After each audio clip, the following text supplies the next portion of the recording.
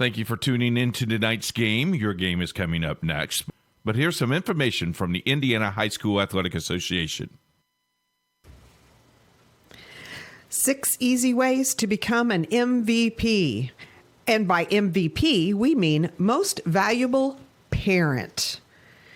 Like all of us, the parents of high school athletes tend to protect their children from adversity, or they overly involve themselves by advocating for their success.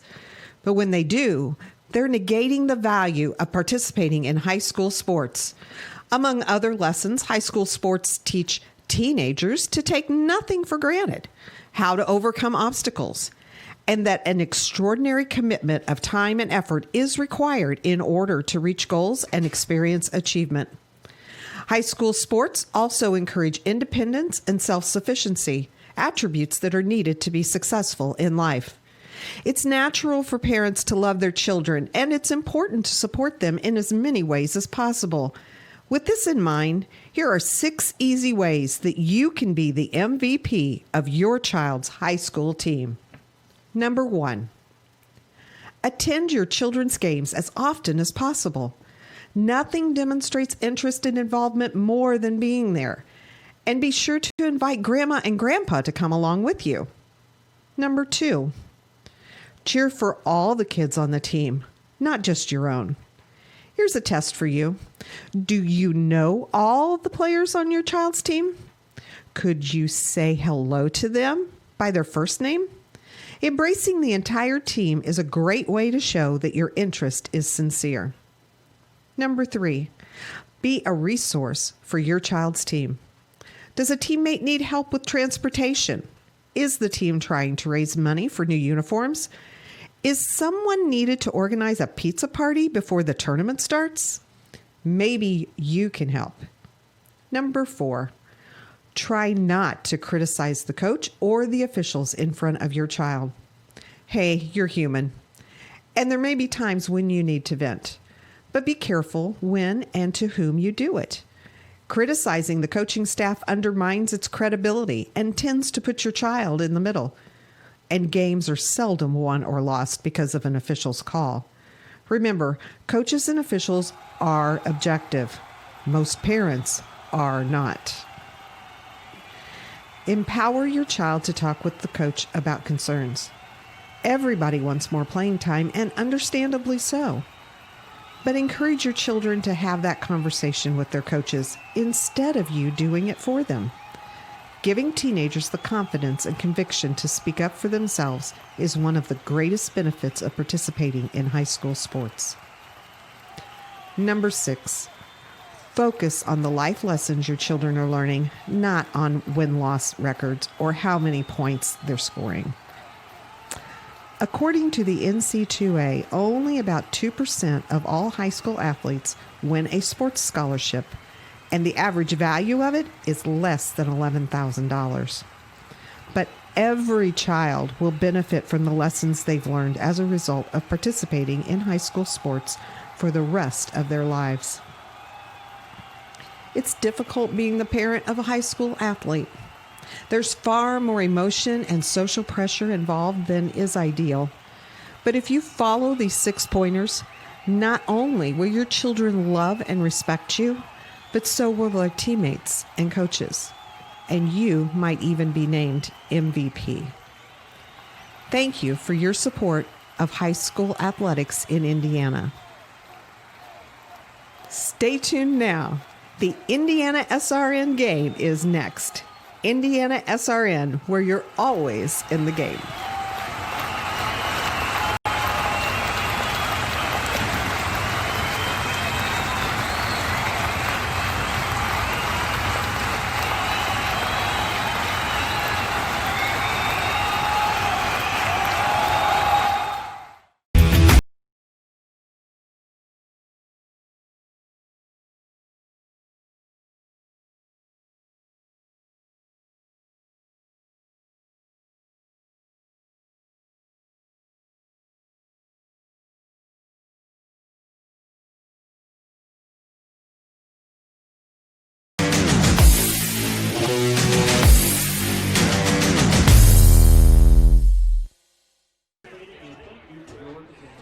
Good afternoon, everybody. Welcome to Bud Mendenhall Field on the campus of Triton Central High School, as it is a Class 2A regional class between the 10-2 Evansville Mater Dei Wildcats and the 9-3 Triton Central Tigers. It is the IHSAA State Football Tournament on Indian SRN, presented by the Indianapolis Colts. I am Sean Kroll, along with my broadcast partner, Keith Myers. Keith, it's sunny out. It's still a little cool, but a lot cooler than it was last night. It's going to be a great game to see who takes on Western Boone next week in semi-state. 40 degrees, a lot better than what it was a week ago. The wind is out of the east at 12 miles an hour. That could be a factor. But a beautiful field. The field has no snow. We had snow later on earlier this week. We had 2 inches at some places, 4 inches out at Western Boone last night. It was all off the field. Snow's off the field. People are ready to go. They've been tailgating out back since about 9 o'clock this morning. They had biscuits and sausage, and they asked us to eat some, and we had to say no. But I did eat a donut. But we're ready to play. It should be a fun game. This is going to be a tale of the line of scrimmage, Keith. We know both of these teams like to run the football. In the olden days, we would say 3 yards in a cloud of dust, but with these turf fields, we can't say that anymore. Right. But it is going to be mano-a-mano on the line of scrimmage to see which team can impose their will, run the football. It's going to be a quick game because of the clock and the running, but it all comes down to which team controls the line of scrimmage, can run the football, and get it in the end zone for the victory. Yeah, the offensive line are probably going to be the offensive linemen are probably going to be the key players of the game because if they get a little gap, all these running backs that we'll see today can shoot the gap and run down the field. Then the secondary has to make the stop. If you tackle more in the secondary than you have in the front of the line of scrimmage, it's going to be a long night for one team and the other, because if you run the ball with authority, you're going to win this game. With a nip-and-tuck game like this could be, special teams could also be a factor. We've got good kickers on both sides. Not to put the jinx out there, Mater Dei has not missed a PAT yet this season. Things like that, the punt teams, the kickoff teams, the field goal extra point teams, those could play a huge factor in today's game. Well, if you're an Evansville Mater Dei person right now, you just remembered your name, Sean Kroll. Your hate mail will be coming. But you're right, big games always come down to special teams. Does that snapper give a good snap, especially if you go to shotgun formation? We've seen teams this year that shotgun formation win big games. That ball went over the head. You lose 15, 20 yards. You lose yardage in this game like that's significant. It could cost you a game because field position will be a key here. Pregame show here brought to you by the Morales Group. Our officials for today, Kevin Moore, Rick Ross, Garrett Hadeen, Kevin Lewis, and Rex Blanton on the field as you see them right now. They have their thermals on. They're ready to go. It has been beautiful football weather. The sun is out. I love these Saturday afternoon games, Keith, because I really enjoy the sun playing a part in the entire broadcast. I just think it makes for a better picture, presence, the leaves falling, those different kinds of things. This is football. Yeah, we go back to the officials. They're earning their way also. They're graduating as well. This crew got a sectional championship. They're now in a regional. They're hoping to get a semi-state to get to the prize possession of winning a state championship. And if you're interested in the game, or if you like this game and you want it to be official, I would encourage you to call the Indiana High School Athletic Association's office. Talk to Sandra Walters about being an official, because this is the pinnacle right here. This is what you want. There's only 2 games today. We're playing at noon, and at 7:30, Warrensburg is playing Heritage Hills. That's the only 2 games that are going on today. We're expecting a wide audience watching this game. This game is being covered by Shelbyville as well as Evansville. So this is a big deal today, and a lot of people know what's going on. They've got the stage to themselves, and Triton Central's looking for their first regional title since we're not really sure, because Johnny Harrell's title only goes back to 94. They don't have one. However, Evansville Mater Dei has last won a regional in 2014. They also won the semi-state that year. So, you look at the history of these programs, sectionals under Mike Gable. That's just under Mike Gable. They've won 4 sectionals. They've won 5 regionals and 1 semi-state. Mater Dei knows how to get it done. Whereas Triton Central, they've only won sectionals in 2011 and 2014. Is this their year to get over that hump, especially being at home in the atmosphere like they've got right now? You talked to Tim Abel, and first of all, what a great guy, how he loves this program, how he loves this community. He really feels like those kids are playing well, and this is probably the best team that he's had for a while. You look at 9-3, there are 3 losses. You ready for this? Yeah. Lutheran, who is still in the tournament. Semi-state in 1A, yeah. Indian Creek, who had a great year. 3A. And Cecina, who had a great year, who was 1 game away from getting into this title game. And they only lost by 1 point on a 2-point conversion by Cecina. At the end of the game. Yes, at the very end of the game. So these teams are very well versed. We'll get into some of the players on each team and what they can do in a few minutes. But yeah, because you look at Modern Days, their 2 losses, Evansville Memorial by 3. 4A semi-state. Rival. Yeah. And Castle, very good ball club, and has been very good in football the last couple of years. Oh, by the way, they're 5A as well. Yeah, exactly. So, yeah. They play up. Memorial plays everybody down in Evansville. I mean, they took it to Evansville Memorial, to Harrison, Bossy. They beat at Evansville Central 10-7. You look at the tournament so far for each of these teams. Evansville Mater Dei got here by winning at Crawford County 56-0.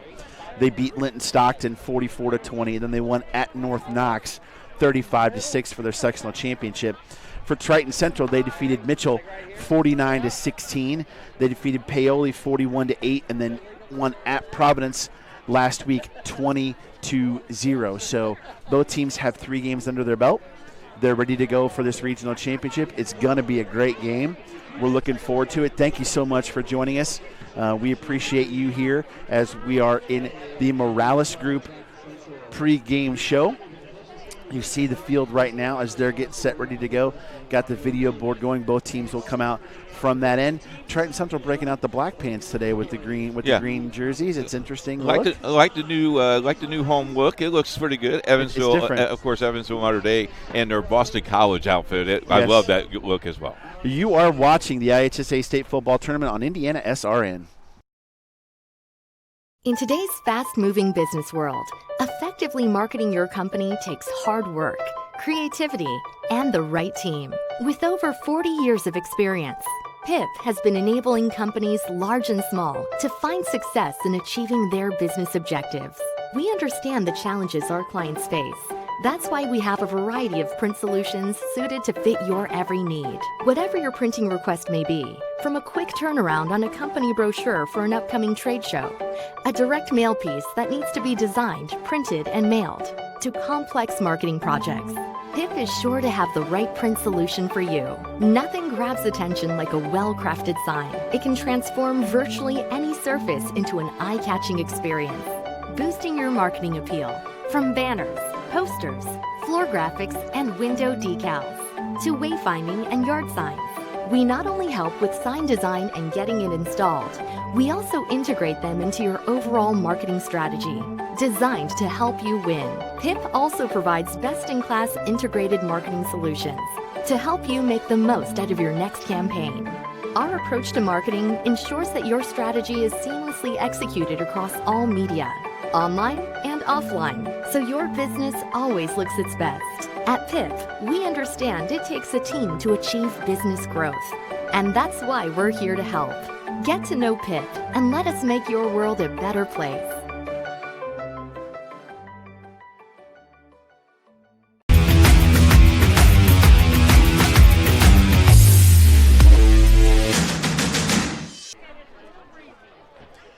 Back at Bud Mendenhall Field, it is Class 2A Regional as Triton Central hosts Evansville Mater Dei. Thank you so much for joining us.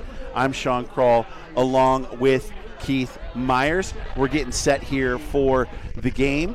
Keith, let's talk a little bit about both teams, and we'll start with the visiting team in Evansville Mater Dei. They've got a couple of good offensive players. They run and run-pass option. Their quarterback, Cole Hoppy, he's a senior. He does a great job with the passing game. Thrown for 1,333 yards this year, 14 touchdowns. He's also rushed for 378 yards and 3 touchdowns. The only thing you don't like, the 10 interceptions, but he gets the job done. When he hands it off to John McGrew. 1,192 yards for the senior, 17 touchdowns. He also He averages about 108.4 yards per game. They like to run the football. Yeah, you go back to Hoppy, though, the 10 interception kind of scheduling as I was looking at the game. I circled that 3 or 4 times because that's very beneficial, especially for Heritage, for Triton Central. If they catch the interception, they can bring it to the house. The running back, Will, you give him the ball, he's money man. He can deliver. The touchdown that he has carried this year is incredible. Not many teams have a 1-2 punch like Triton Central, My goodness, no. Because you've got the starter at tailback, number 2, Keaton Kermode, who is a junior. By the way, sat by him last night at Cathedral New Pal. He's rushed for 698 yards so far this year with 11 touchdowns. He's caught 8 balls for 72 yards and a touchdown. But when he goes out of the game, they just bring in another senior, Josh Thacker, who actually leads the team in rushing with 954 yards and 11 touchdowns. To have the capability to have a running back come off your bench like Josh Thacker and rush for almost 1,000 yards, 8.3 per clip, that's impressive. 230 carries among both of them, which is incredible in itself. And how burst of speed, you don't talk about their speed, but once they get the hole, they get to the gap, they can pick up and put it down pretty quick. I think that's the key today, is that offensive line, are they going to give them enough room to slide to use their speed? I think another key is which quarterback can make the big plays. You look at Evansville Mater Dei, and we talked about it a little bit with Cole Hoppy, 14 touchdowns and 10 interceptions. On the opposite side here for the home-standing Tigers, Eric Heboff is only throwing 108 times, 4 touchdowns, 5 interceptions. Can one of the quarterbacks make the big play when necessary to get their team over the hump, stretch the defense a little bit, open up some running lanes? Maybe that's the key of the game, is how much pressure does your defense put on these quarterbacks to make them happy feet, so to speak, into the pocket when they're getting ready to throw, and how accurate they will be. I think the win, blowing as strong as it is today, could be the very factor in the kicking game and also in the passing game. Both teams do very well in terms of tackles for loss, in terms of turnovers. Triton Central has only turned the ball over 9 times on offense this year, while they've created 22 turnovers on the defensive end. That's been great for them. In terms of Evansville Mater Dei, they've only lost 4 fumbles on the year, but man, I'm telling you what, on their tackles for losses, they've got 46.5 tackles for loss this year defensively. That's really impressive. So, again, we talk about it. The front seven's really going to play a role for both these teams today. Yeah, you look at the 3 keys. I think both teams have the same keys. Defensively, you have to make the stop. 2, you have to control the line of scrimmage offensively. And 3, you need to score every single time you're in the red zone. And that means not 3, but that means 6 with the extra point, 7. Yeah, when I watch football on Sundays, the professionals, there is someone who I follow on Twitter who says, when you get in the red zone, you want the money that folds, that's 6, not the money that jingles, the field goals. 3. So this is a game where you definitely want the money that folds. As you see Evansville Mater Dei coming on to the field right now. We talked about it a little bit in our first segment, Keith. The winner of this hosts Western Boone next week. Western Boone, defending state champion, they looked really good last night. Yeah, let's take a look at the other semi-states that are going in, as all the tickets have been punched but 2. In 6A, Maryville taking on Carmel at Carmel. Well, I tell you what, Maryville's had a great year. Ben Davis, I think the sleeper of all sleepers, taking on Center Grove. Jason Simmons. Center Grove has done nothing but just be win when it comes to playoff time. In 5A, you got Fort Wayne Dwanger, who upset Harrison, in my opinion, against Valparaiso. And I tell you what, Valparaiso's the real deal, folks. Saw them on tape last night. I couldn't go to sleep, so I watched their game. They're good. Dwanger's really good, too. Yeah, they are. Bloomington South, I think, is the biggest sleeper, taking on New Pal in your backyard. Woohoo! And 4A, Hobart, how about that? Hobart, yeah, the Brickies. The Brickies. Paul Conried's got to be excited about that. Taking on East Noble. Mount Vernon, congratulations, yes. Coach Kirshner. One of our schools, the team that we've been cheering for all year long, taking on Evansville Memorial. Chittard takes on Mishawaka Marion. Danville is waiting for either Heritage Hill or Lawrenceburg. Andrean beat Eastbrook. Western Boone is waiting for these 2 winners. Yep. And Adams Central, the Adams train was still there. Yes, they taking on Lafayette CC, who's played their 4th Only fourth 4, yeah. 1A game this year, and West Washington, Indianapolis, Lutheran. And folks, yes, we are covering semi-state games. We do not know where we're going yet. Jerry the Wizard is working on it, but we have some idea, but we can't share that with you. But check our website out on Monday. We'll let you know. And check Twitter as well. We're waiting for our 1,000th follower there, Sue. Let's take a look at the tail of the tape between these two squads, Keith, as we have just a couple minutes before kickoff. You see they're meeting at the 50-yard line for the coin toss. But you look at the tail of the tape between these two teams in terms of what they've done offensively, both of these squads. You can kind of see, if we can get that graphic there, as you'll see the kickoff, it looks as if the referee is saying Triton Central won and deferred to the second half, so they will kick off to Modern Day. We will refer to them as Modern Day. Here's the tail of tape. You can see the total yards very similar. These are very similar teams in terms of what they do rushing. It's the turnovers that really make the biggest difference in both those squads. But these are kind of mirror images, and we keep harping on this. It's gonna be who can take the punch in the mouth and punch back and be able to impose their will to win this game. Yeah, the turnovers are big, 9 and 4. I think the tail of the tape also is you just won the coin toss and you deferred. That tells you that you think your defense can beat their offense. That's a big step, because last night, as we did the Western Boone Heritage Christian game, Western Boone took the ball, ran it 70 yards down and scored first, and took Heritage Christian a little bit beside themselves. Watch on the defense for Triton Central. 144 tackles, 12 tackles for losses, 23 Hayden Kermode.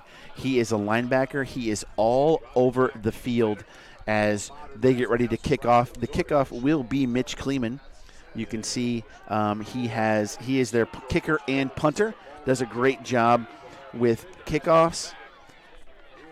And they got the win to their back as well in the first half. First quarter brought to you by our good friends at College Hunks and Movers. Thanks for them and all of our sponsors for helping us broadcast this game. As you can see, Luke Kassenbrock and Preston Turner are back for Modern Day as we get set for Class 2A action. Again, thank you very much. You're watching the IHSAA State Football Tournament on Indian SRN, presented by the Indianapolis Colts, as the kick goes down, and it is taken.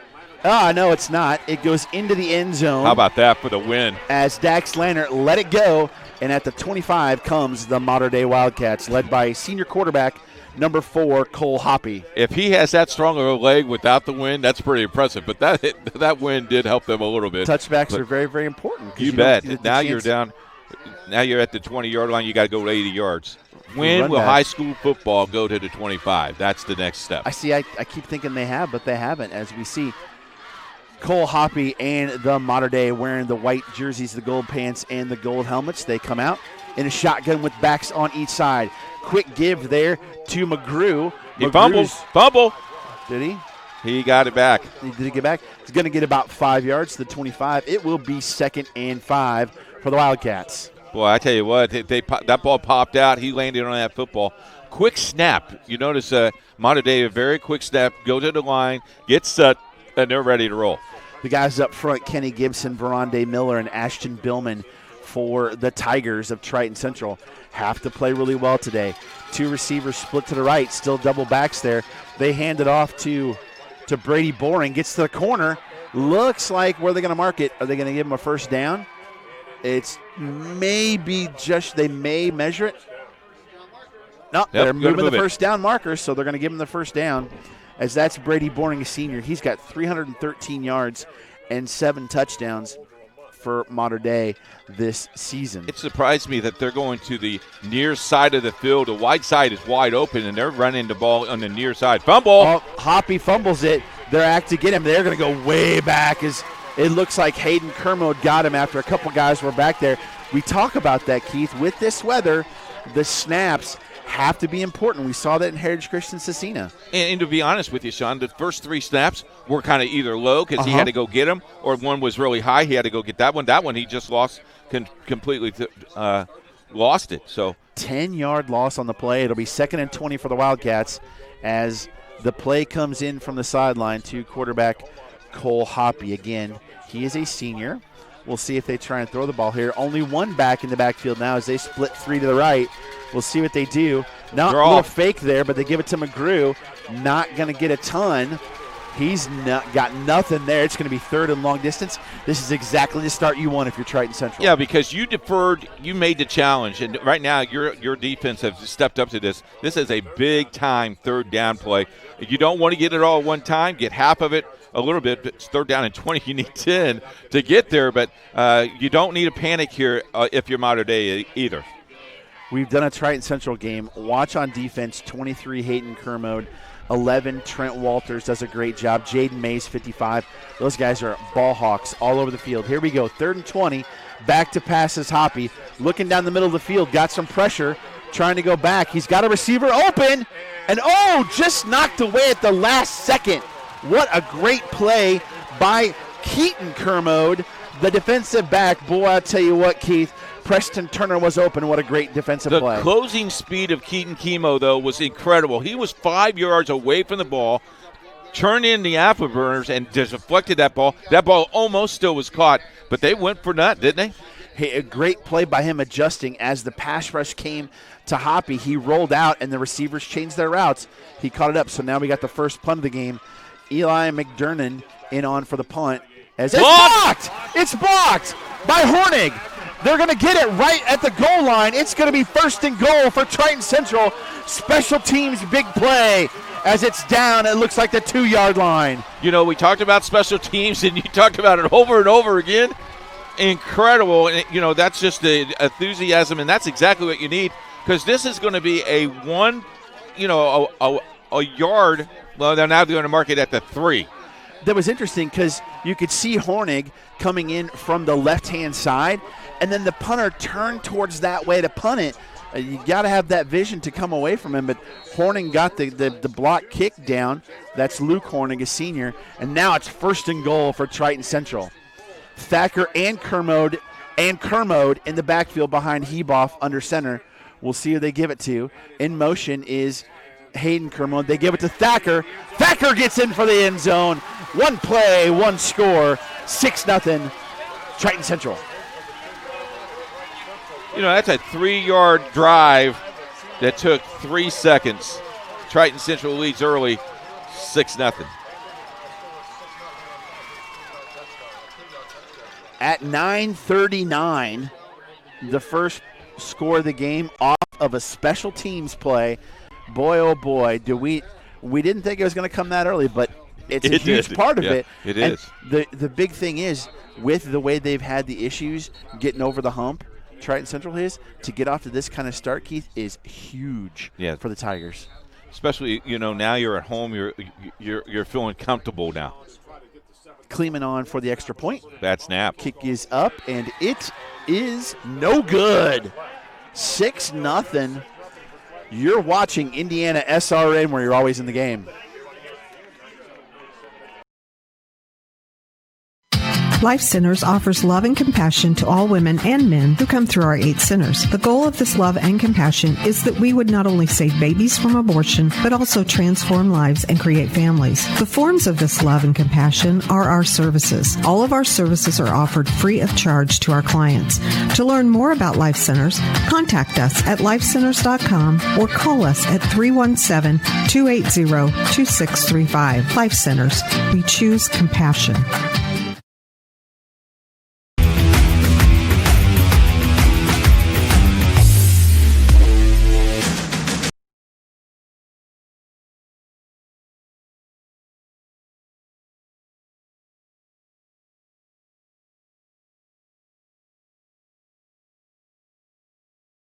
Kickoff here by Kleeman down to Mater Dei.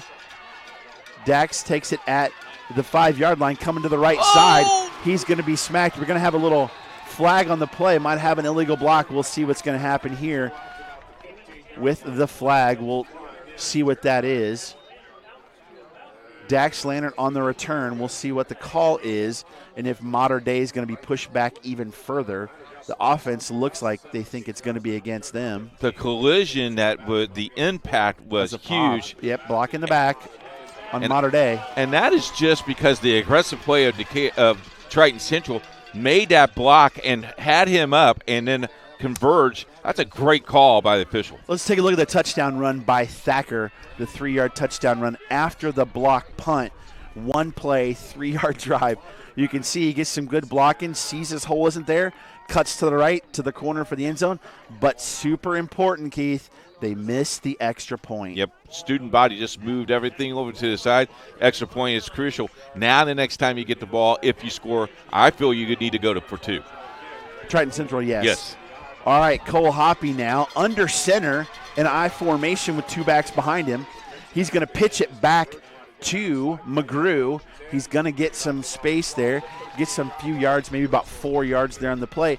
Interesting, they go from the shotgun and run pass option to the I formation under center, Keith. Yeah, I think they're trying to figure out what to do there as the defensive line did a nice job. Ashton Billman plugged that hole, and they gained 4 yards. Another pitch to McGrew, looking for some space in the left. Closed up quickly. He didn't get much of anything. There's just no room over there. They're just trying to go to the near side of the field. This is big-time third-down play right now.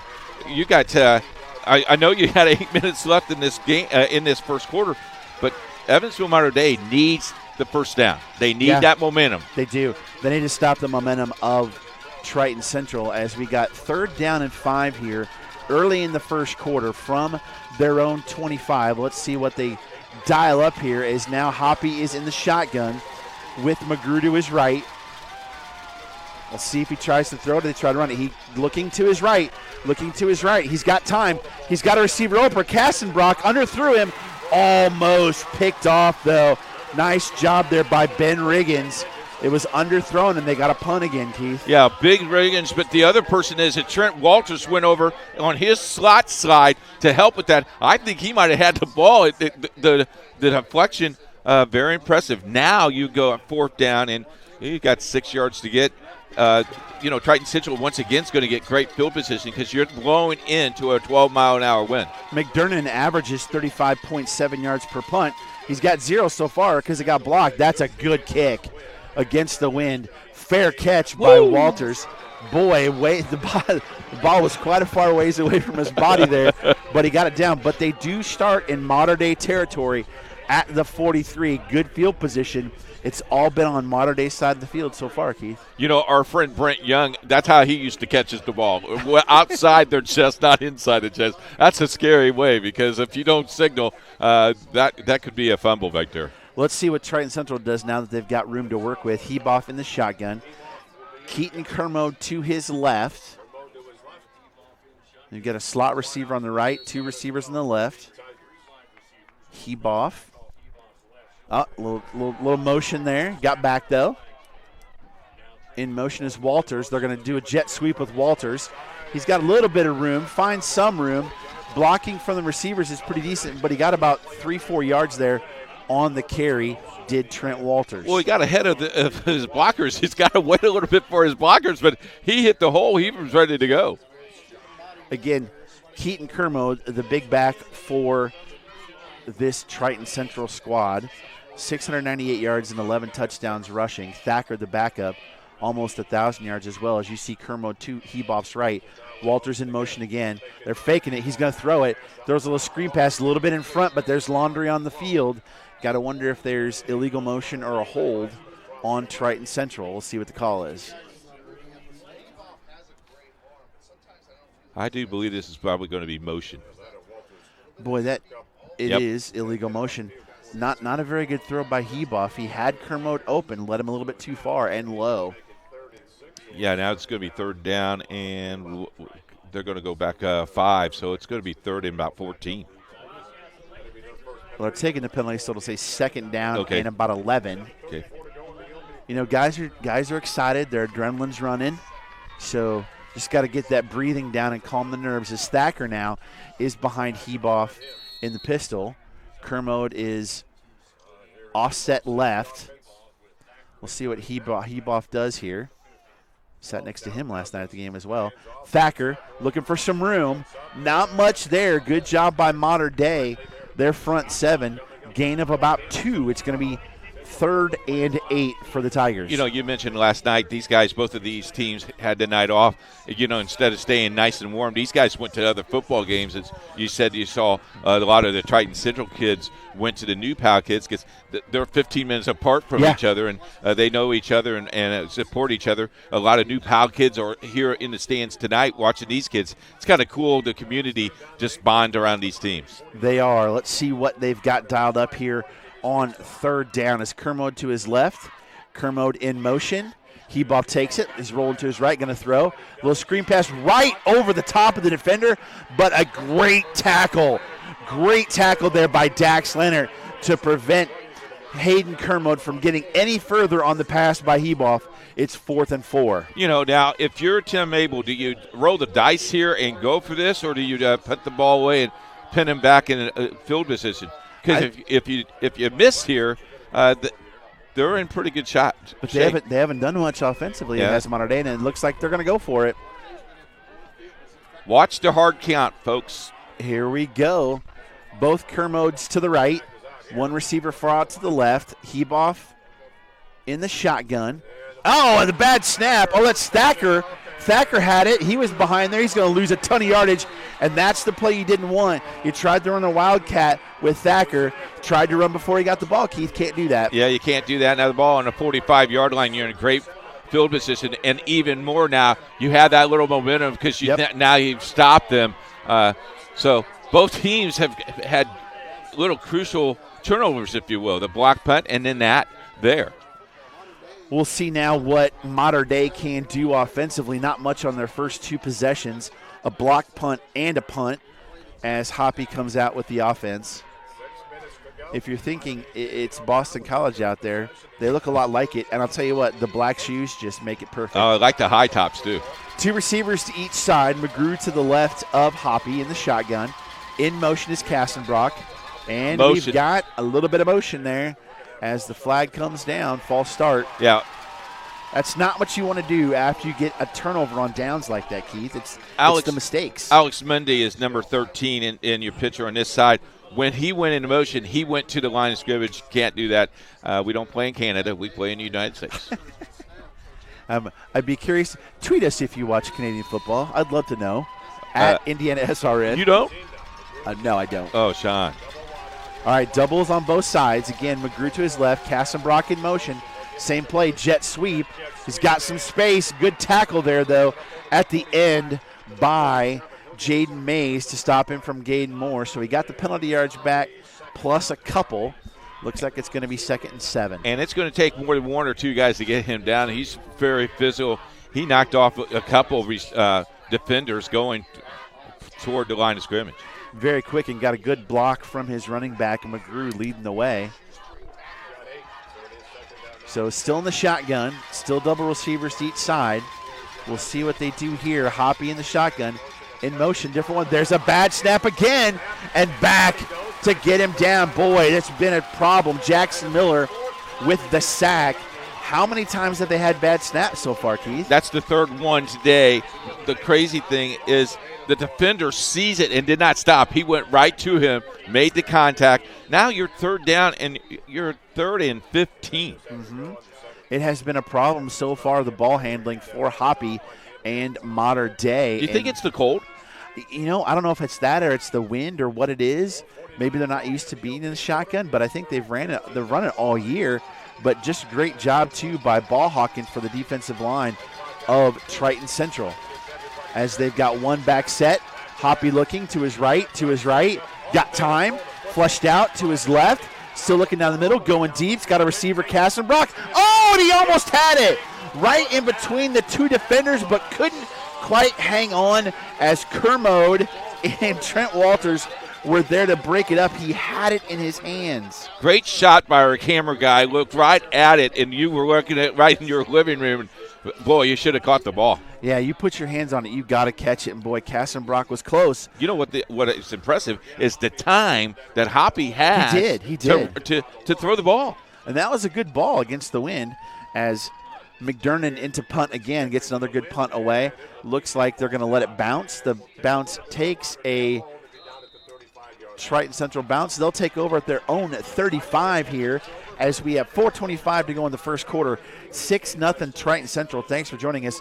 I'm Sean Kroll along with Keith Myers, Jerry Collins producing today. And, boy, it is tension time, Keith. It's the regional. Yeah. You're one step away from having a chance to go to Lucas Oil Stadium.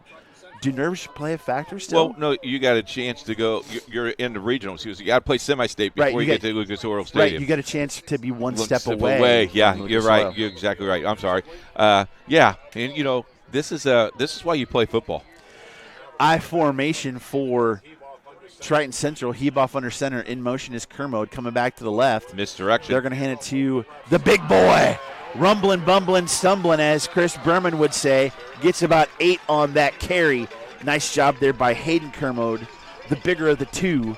I tell you what, first down carry. Hayden, if you look at it, he ran with his head up, felt the hole, felt the contact, and kept his leg driving. If you're watching this game and you're a little kid playing football, pee-wee football, keep your legs driving. Go forward. Don't go left and right. Just go straight up. It's interesting. There's Keaton in motion. They're going to hand it to Hayden again. And I didn't get much there. Still fighting for some yardage. I think they're going to give him no gain on this one, Keith. Now you got the clock stopped. I think there's a penalty marker down on the field. Yep, late flag. We'll see what that is on the opposite side. We'll see what the penalty is. It is illegal motion on Triton Central. That'll set him back. Will they accept it? Which means that the motion man went toward the line of scrimmage before the ball is hiked. I think this is going to be declined. Do you take 3rd and 3 or do you take 2nd and 8? Oh, they are going to take the penalty. They will take the penalty. So it'll be 2nd and 8 for Triton Central. The other thing is you don't get the ball where it was. What I'm saying is that ball was in the middle of the field. Because of the penalty, you go to the nearest hash, yes, and that ball is marked, and that's on that hash. So you hurt yourself a little bit if you're Triton Central on that penalty. All right. Let's see what Tim Abel and the Tigers come up with. 3 receivers to the right, 1 back to the left of Heboff in the shotgun. We'll see what he does here. Kermode there. They fake to him. They go to the left to Walters. I take that back. That's Luke Horning. He gets a good yardage there. Tackle on the play by Dalton Foles of Mater Dei. Makes it 3rd and short, 3 yards. Yeah, nice play. Nice flare out pass. Nice easy pass. Kind of get Heboff in rhythm and see what he can do after that first pass kind of went awry. So we'll see what the call is here for Triton Central on 3rd and 3. A first down here would be big for, is there some confusion there? Oh, they're going back to there is some confusion. They're going to take a timeout. Heboff didn't know if they were doing that. So we're going to take a break. You're watching the IHSAA State Football Tournament on Indiana SRN presented by the Indianapolis Colts.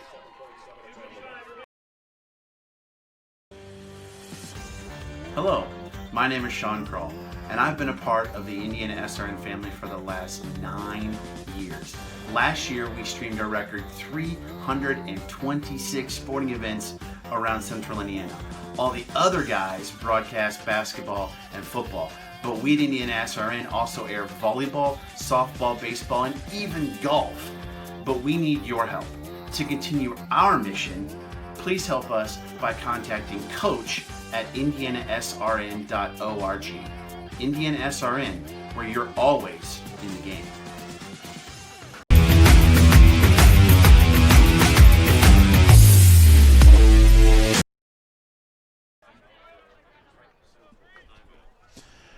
Back here at Bud Mendenhall Field, 2:55 left in the first quarter. 3rd and 3 for Triton Central on their own 42. There was some confusion. They had to take a timeout. Looks like they're sticking with the Wildcat with Keaton Kermode ready to take it. Veronde Miller to his left. They're shifting now by him and Hayden Kermode. It's going to get back to Keaton Kermode. He's going to keep it.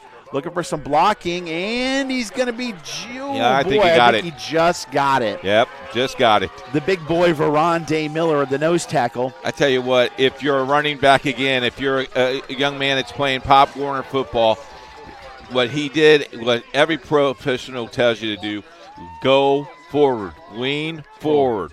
Well, having a 5'8", 245 nose tackle as your lead blocker might help you does not hurt a little bit. That does doesn't. it? That doesn't. That's who I would call. I would call you and Brent to block for me. Heboff back in the game, going under center. Little offset eye here behind him. In motion is Keaton Kermode to the left. They're going to pitch it to Hayden. Cuts back up, only going to get a couple. 2.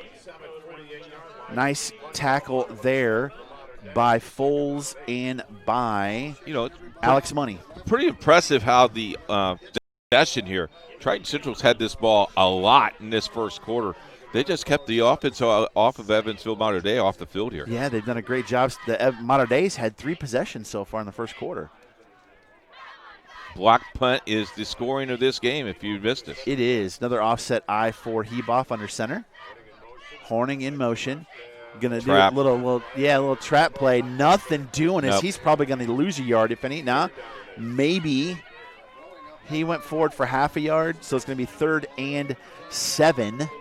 8 if I can count. James Ralph, number 50 for Evansville Mater Dei, just filled his whole entire body into that gap. How about this? 5'10", 240. That's a big gap filler right there. Hey, whoever gets the lowest wins, right? You bet. We'll see now what Triton Central does here. Heboff in the shotgun.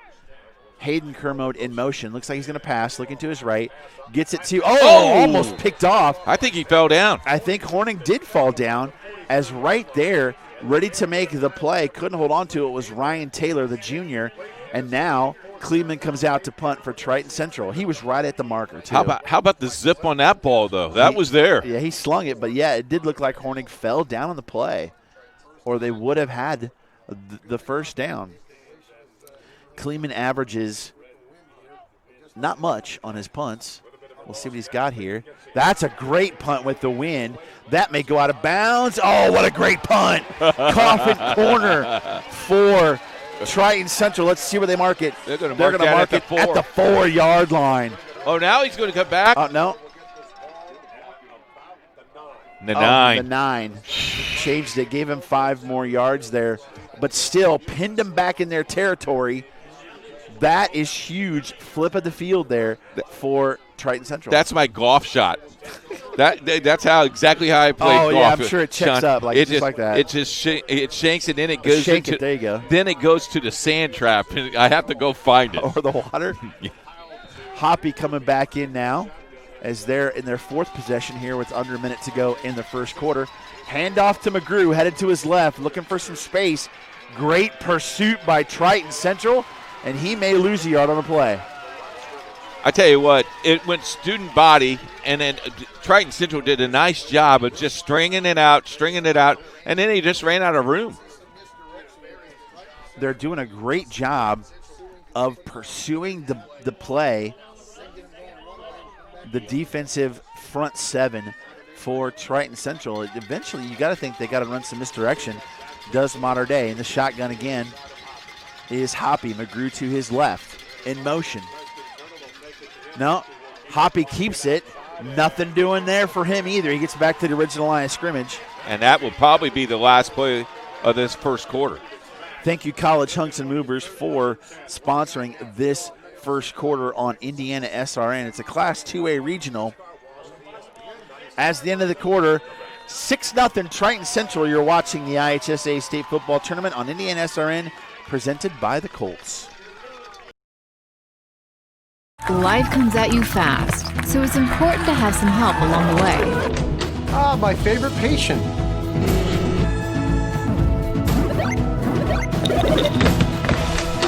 My favorite patient.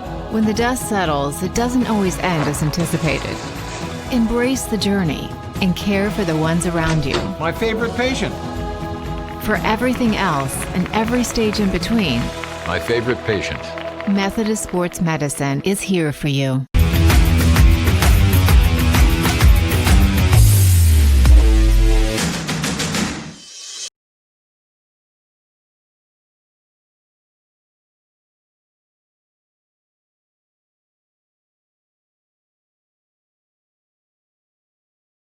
to go this season. End of one period of play in this Class 2A regional. Triton Central leads Evansville Mater Dei 6-0. Block punt led to a 3-yard touchdown by Josh Thacker. Extra point was no good as we get ready to start this second quarter. 3rd down and 9 for Mater Dei, pinned way back after a punt by Mitch Kleeman went out of bounds at the 9-yard line, which leaves it 3rd and 9 for the Wildcats. You can see Hoppy in the shotgun with McGrew to his right, 2 receivers to his right. In motion is a receiver. They handed off a little jet sweep there to, he's got some space, does Lannert. Oh, might get a horse collar there too, but he got some space and got through for a big first down for Mater Dei. And there comes the flag. They're going to get him for a horse collar tackle and tack 15 more onto that. Pretty late flag, but that's got to be the right call. Nice job. Lannert bobbled the handoff there on the jet sweep. They're going to wave it off. Wow. Lannert put his foot down and cut up the field and got a ton of yardage. Big first down there for the Wildcats, Keith. Yep. That's the most positive play that they've had this first half. I mean, we're early in the second quarter, but very strong positive play. A little confusion there. You can see Hoppy looking to the sidelines with the palms up, trying to figure out what's going on. The call comes in. They've got 10 seconds to get the play off.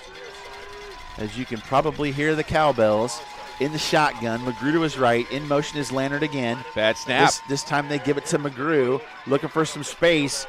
Great job there defensively by Jackson Miller to make him cut back. Grabs him by his feet. No gain, very little gain of about 2.5 yards there on the play. They've really keyed on McGrew so far today, Keith. Yes, they have.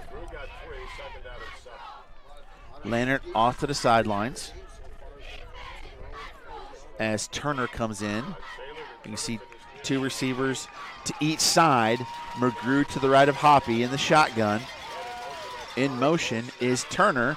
They give it to him with the jet sweep. He cuts back up. That play's working into Triton Central territory. Lannert got it the first time. Turner got it this time. Nice little cut up the field on the jet sweep. And Mater Dei may have found something that is working against this Triton Central defense. Yes, you're exactly right, Sean. If it ain't broke, don't fix it. We'll see if they continue to try and run the jet sweep, as this time Turner goes out and Brady Boring, the senior, comes in. Let's see, this time McGrew out to the left, Boring to the right of Hoppy. Maybe they'll put McGrew in motion. They are. And there's the fumble on the snap. Snap issues again. Triton Central thinks they've got it, and they do. Oh, what a big play there. Coming up with it is number 10, Zach Martin for Triton Central. And boy, the woes of the snap are coming into play again for Mater Dei just when they were getting momentum. Yes, you're exactly right. And, that's great momentum play now for Triton Central. See what now you have to capitalize on that mistake. Right at midfield is Triton Central on their own 49. As we are early here in the second quarter, still 6-0. Triton Central, a 3-yard touchdown run by Josh Thacker and a missed extra point. And we'll see what they do in an I formation behind Heboff under center. Horning flashes out in motion. They're going to give it to Thacker. He's got some space. He's going to get a good chunk of yardage there, probably eight yards before his momentum is stopped. Again, Thacker is the backup as a senior, but he rushed for 954 yards this year and 11 touchdowns, over 8 yards a carry for Thacker. They're going to give him 7.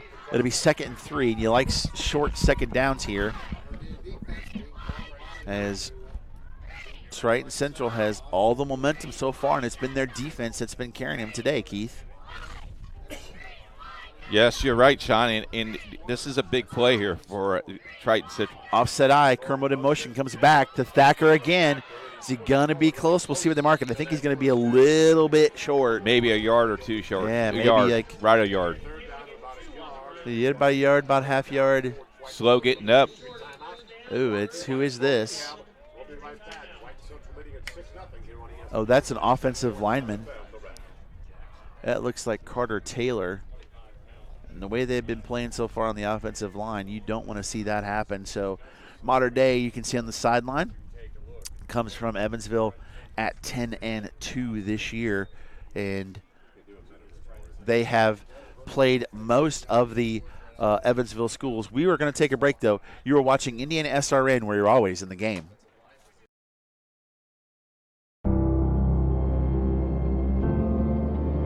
How does a good man become even better? By working out? Or by working his way up the corporate ladder? By changing his diet? Or by changing his style? By traveling the world? Or by staying perfectly still? For 300 years, we've helped good men become the best versions of themselves through a dedicated fraternity and by taking an oath to live a life of integrity, service, and brotherly love.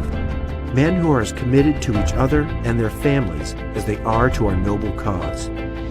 In the end, we don't just make men better, we make them Masons. Not just a man, a Mason.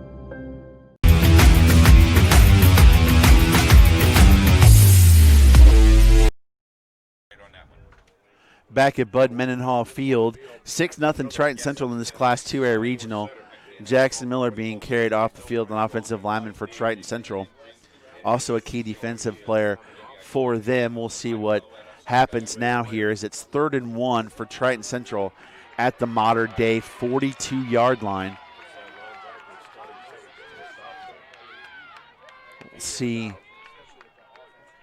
what we've got here as it looks like Kenny Gibson comes in to replace Miller on the offensive line. A little confusion there as Keaton Kermode goes to the left. I formation behind Heboff. Thacker is the deep back. In motion's Horning. They're going to run right. Heboff's going to keep it. Oh, has he got some space? He gets just enough space. Nice job seeing the pursuit there by Mater Dei, cutting back and sticking his nose down and getting the first down. I tell you what, sometimes it's lucky, or it's good to be lucky, isn't it? Because I tell you what, Evansville snuffed that out. He had to go misdirection to get the 3 or 4 yards for the first down. I'll tell you what, some people would call that football IQ, Keith. Okay. Seeing the play and adjusting his route, if you will. That's as something a I runner. didn't have, Sean, is football IQ.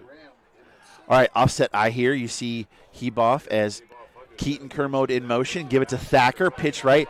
Great job there. A nice job by Thacker as there's a flag on the play, avoiding Dalton Foles in the backfield. We'll see what the flag is going to be here, though. Well, why he got to make that play is there was a great hold on the offensive line against Triton Central. Oh, chop block. Chop block. Chop block is when you hit someone from the high side and also on the low side. A lineman is engaged and you go low. That is a chop block. A great gain there is going to go back as it'll be 1st and long for Triton Central. Great game, but there by Thacker on the pitch. This is a 15-yard penalty. It is a long penalty, yeah. So now Coach Abel and his coaching staff have to figure out now how to go. Holy smokes. And that's the spot of the foul penalty, so it's going to be 1st and 27. Yeah, instead of getting it at second down. No, it's even more further than that. 2nd down and 4. Now you're going to go 1st and 5, 10, 15, it's 20. 1st and 29. 1st and 29, but they'll stick with the I formation. Heboff under center. The sophomore. Long count, gets to Thacker. Nothing doing. Doesn't get much. Great penetration there by the defensive line of Mater Dei, especially number 3, Jackson Brantley. He didn't even get a yard. So it's 2nd and 29. Not many plays in the playbook for 2nd and 29, Keith. I don't think so. Everybody's looking at their wristbands. That is something that they do nowadays. And they look down and say, oh, here it is, Oh, second yeah. down and 29. Bingo. So Heboff still under center, offset eye behind him. Thacker in motion now is Hornig. They give it to Thacker again, looking for a hole. He's got some space. Breaking tackles. Gets a bunch of the yardage back, but it's still going to be third and about 16. Yeah, but what you've done now is you switched the field. You have turned the field over. So even if you have to punt, you're in pretty good shape here. Great job by Thacker to keep the feet moving, keep those knees going, and he's able to shake off some of those leg tackles. And we'll see what the offensive staff dials up here on 3rd and 16. Heboff is going to go under center. Boy, they have had this ball the whole entire second Thacker quarter. still the deep back. Man in motion. They're going to go wide to Thacker, looking to get an edge here. He's got some space. He turns it, trying to cut back. He going to be just short of the original line of scrimmage. So it'll be 4th down, but if they choose to punt here, they can pin him deep. Yeah, the last punt went down to the 9-yard line. We'll see what they do here. And Coach Abel is making sure his squad does not get a sideline penalty as we're almost at 6.5 minutes here in the second quarter, brought to you by the PC Pros. The official website of Indiana SRN. Heboff is out. I don't know, maybe they're going to take a timeout here as the play clock is winding down to 1. They're taking a timeout. They'll probably bring on the punt team. It is a punt coming up, I believe, for Triton Central. Their second timeout of the day. They lead 6-0. You're watching the IHSAA State Football Tournament presented by the Indianapolis Colts. Piper Group Warehouse has a strong commitment to their clients as their logistics provider. If you would like to discover how you can improve your service levels while lowering your overall cost, Piper Logistics Group can help. Call Greg Piper today at 317-396-3916. Piper Logistics Group.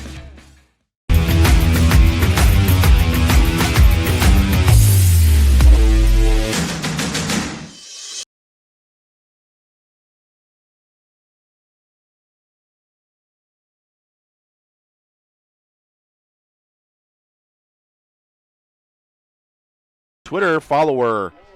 Enter the contest to win an Aspen Creek $55 gift card. Follow us today at IndianSRN on Twitter. Kleeman into punt for Triton Central. See if he can pin Mater Dei down deep again. 4th and 11 for Triton Central. He's kicking it towards the corner. Little higher, not enough in terms of length, and it's taking a Mater Dei bounce. It'll come back to about the 28-yard line for Mater Dei. 6:07 to go here in the second quarter, and a couple of big plays for Mater Dei on offense, Keith, but there's still the issue with the snap of the football has caused them problems all day today. You're right. To go back to the punt real quick, though, that high punt there is almost like an infield fly rule in softball. You get to get away from the ball, but you're exactly right. Snaps have been kind of chaotic, if you will, for Evansville Mater Dei. Now, but if you're Mater Dei right now, you're in really good shape here. You got 6 minutes. You got your timeouts left. You need a good drive here. Even with all the issues they've had, they're only down 1 score. You make the extra point, you're up 1 point. As we'll see, Hoppy's in the shotgun. In motion is Kassenbrock. Goes by him. A little misdirection to McGrew. He's got some space. Broke a tackle. Out of bounds. Looks like he's going to be just short. Or they're going to give him a pretty good spot, and they're going to give him the first down for Mater Dei on 1 play. That's a good start for the Wildcats. McGrew is a 5'9", 185-pound running back, and he's just all muscle. Big thighs, great football player. Here we go. 3 receivers to the far side, a back to the left of Hoppy, making a little bit of a change there. As he's ready for the snap, he's going to follow his blocker. He's going to keep it. Not much there.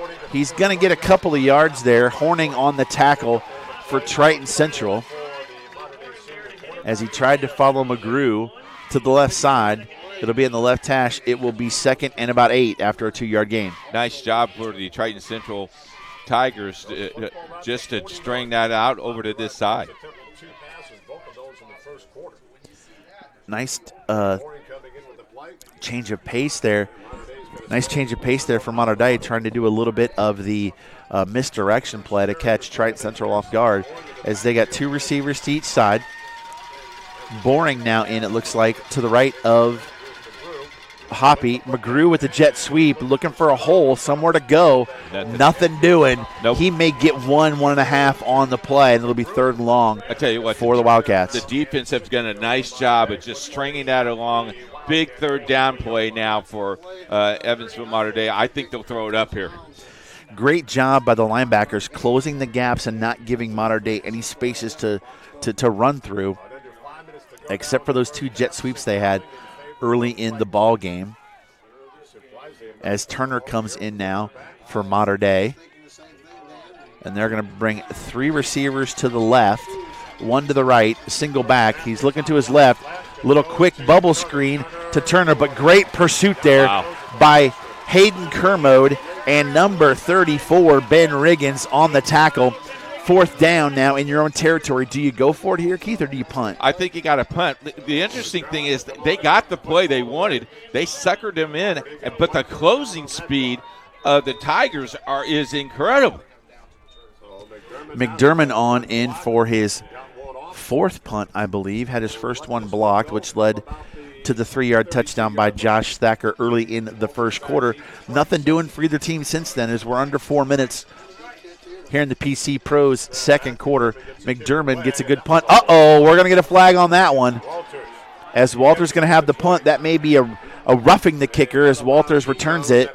It didn't let him land, and they're going to try and say he was blocked into him. But they're calling the flag, and boy, Kermode and both Zach Martin are trying to say he was blocked into him. Didn't let him. If you don't let them land, that's roughing the kicker, and that's an automatic 1st down. If not, it's just running into the kicker. What I don't understand is why the official is going to go all the way down to the middle of the field to call that. I did not see the personal foul part, so it might just be running into the kicker. That's a 5-yard penalty then. Still no 1st down. So we'll see what they choose here. The ball would either be at the 20-yard line where the back judge is, or they'll go 5 yards up, and it will be 4th down and about 2. McDermott is back on the field as the punter for Mater Dei, so it looks like they're going to get the closer punt. Only running into the kicker, but still 4th. Now, if I'm Mater Dei, I would think I'd go for this. Well, here's something, too. Watch out for the fake. Thacker's in now. That was a great punt. That was a very good punt. Watch out for McGrew, the up man there. If they hike it directly to him, you got to be on the lookout for this as McDermott back to punt. Now you got a timeout by Evansville Mater Dei. You do. Zach Martin was deep Trent Walters deep for Triton Central. We're going to take a break. You're watching Indiana SRN, where you're always in the game. Our family has been very happy working with Wallflower Pictures, because they make sure that I get the acting skills that I need in this industry and the education that I need. Wallflower Pictures supports UV's journey in the industry. They're very passionate about his growth, and they're very professional and attentive to our needs. And I truly believe in the projects I've worked on, like For the Boys and The Walk. We love working with Wallflower Pictures.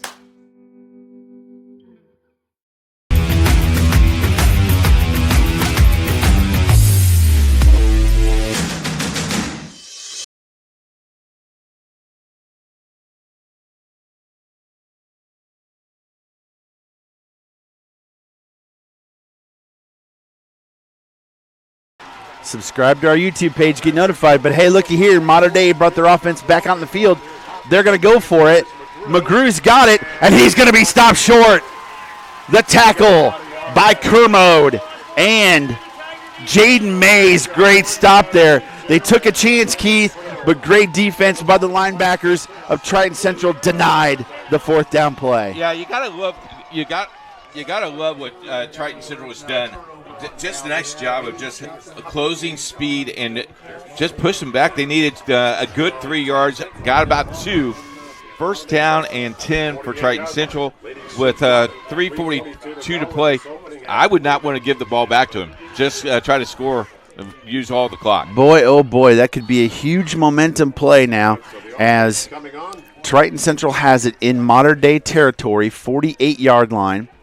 1st down, Heboff in the I formation, Thacker the deep back. In motion is Martin. They're going to give it to Thacker, and he's going to get a couple there on the play. Yeah. Now, if you're Triton Central, though, with timeouts, with Monterey has 2 timeouts left, you need to control this offensive line of scrimmage. You do. It'll be 2nd and 8 for the Tigers here. As you can see the clock, 3:18 left to go. The bright Kelly green of Triton Central with the black pants and the white helmets. Heboff now under center. He's been under center a lot today, Keith, is all the backs in the backfield. We talked about how both these teams like to run the football. Little quick hitter with Kermode. He's going to get three yards maybe. Yep. So it may be 3rd and 5 for Triton Central. Hayden Kermode is just a load, Keith. He is a big boy. He's been doing it all year for them. He's 5'10", 200 junior. Keaton Kermode is a 5'9", 190 senior. Both of them are on the field. Keaton is number 2. Hayden's 23. In motion is Hornig. Heboff has it. Gives it to Keaton Kermode, trying to get to the edge. Oh, he's going to be close. He's going to be about 1.5 yards, 2 yards short. Do you go for it now here if you're Triton Central? Oh, man, that's a tough call. Yeah, 4th and 2. I think you kick this ball. 2 minutes to go here as the play clock is running under 30 seconds.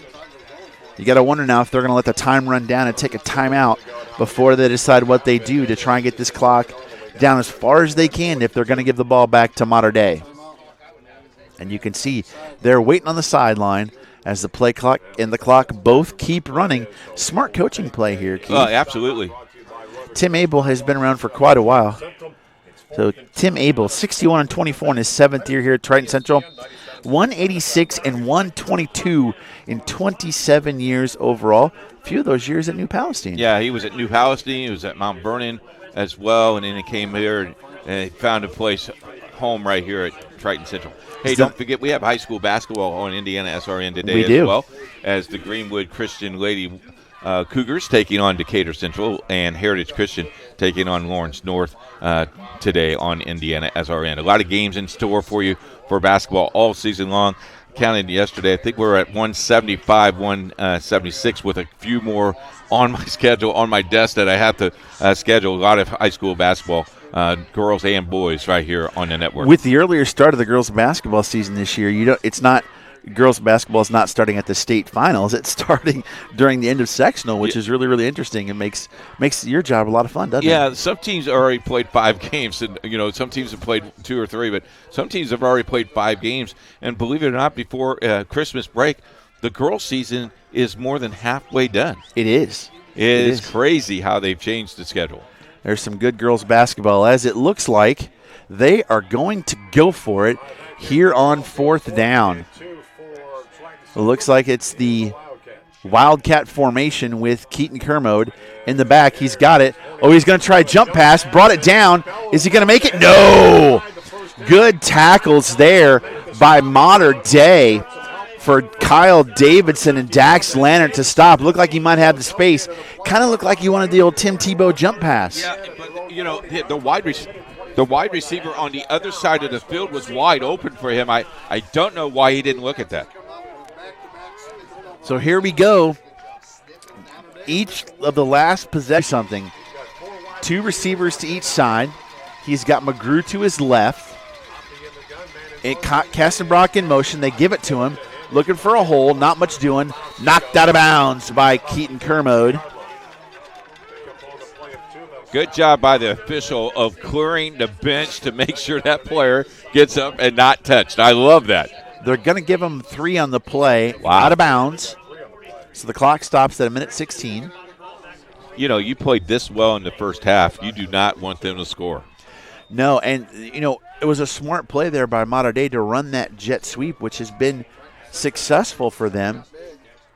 But it was to the short side, so great defensive pressure there. I was looking for the right word, and I couldn't find it. The other thing that Triton Central, they stop them here. They get the ball back in the first. They do. They get the kickoff.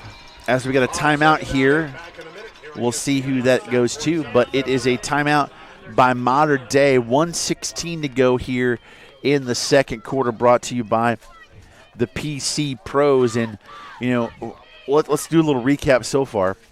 The main offensive output so far has been basically a block punt. Horning got the block punt.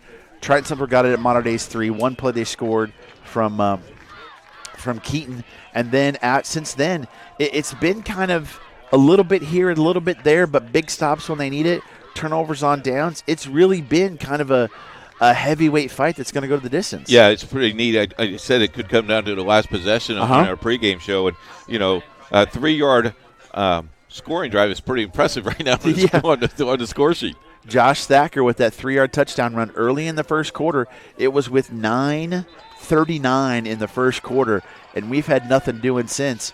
It's been kind of a counter-punch game so far, as you can see now. Hoppy back on the field with Magruder to his right. 3 receivers to the far side. He's going to pass, looking to his right. He's got a receiver, got it down. Nice catch there by 86 Ryan Taylor, but immediately hit.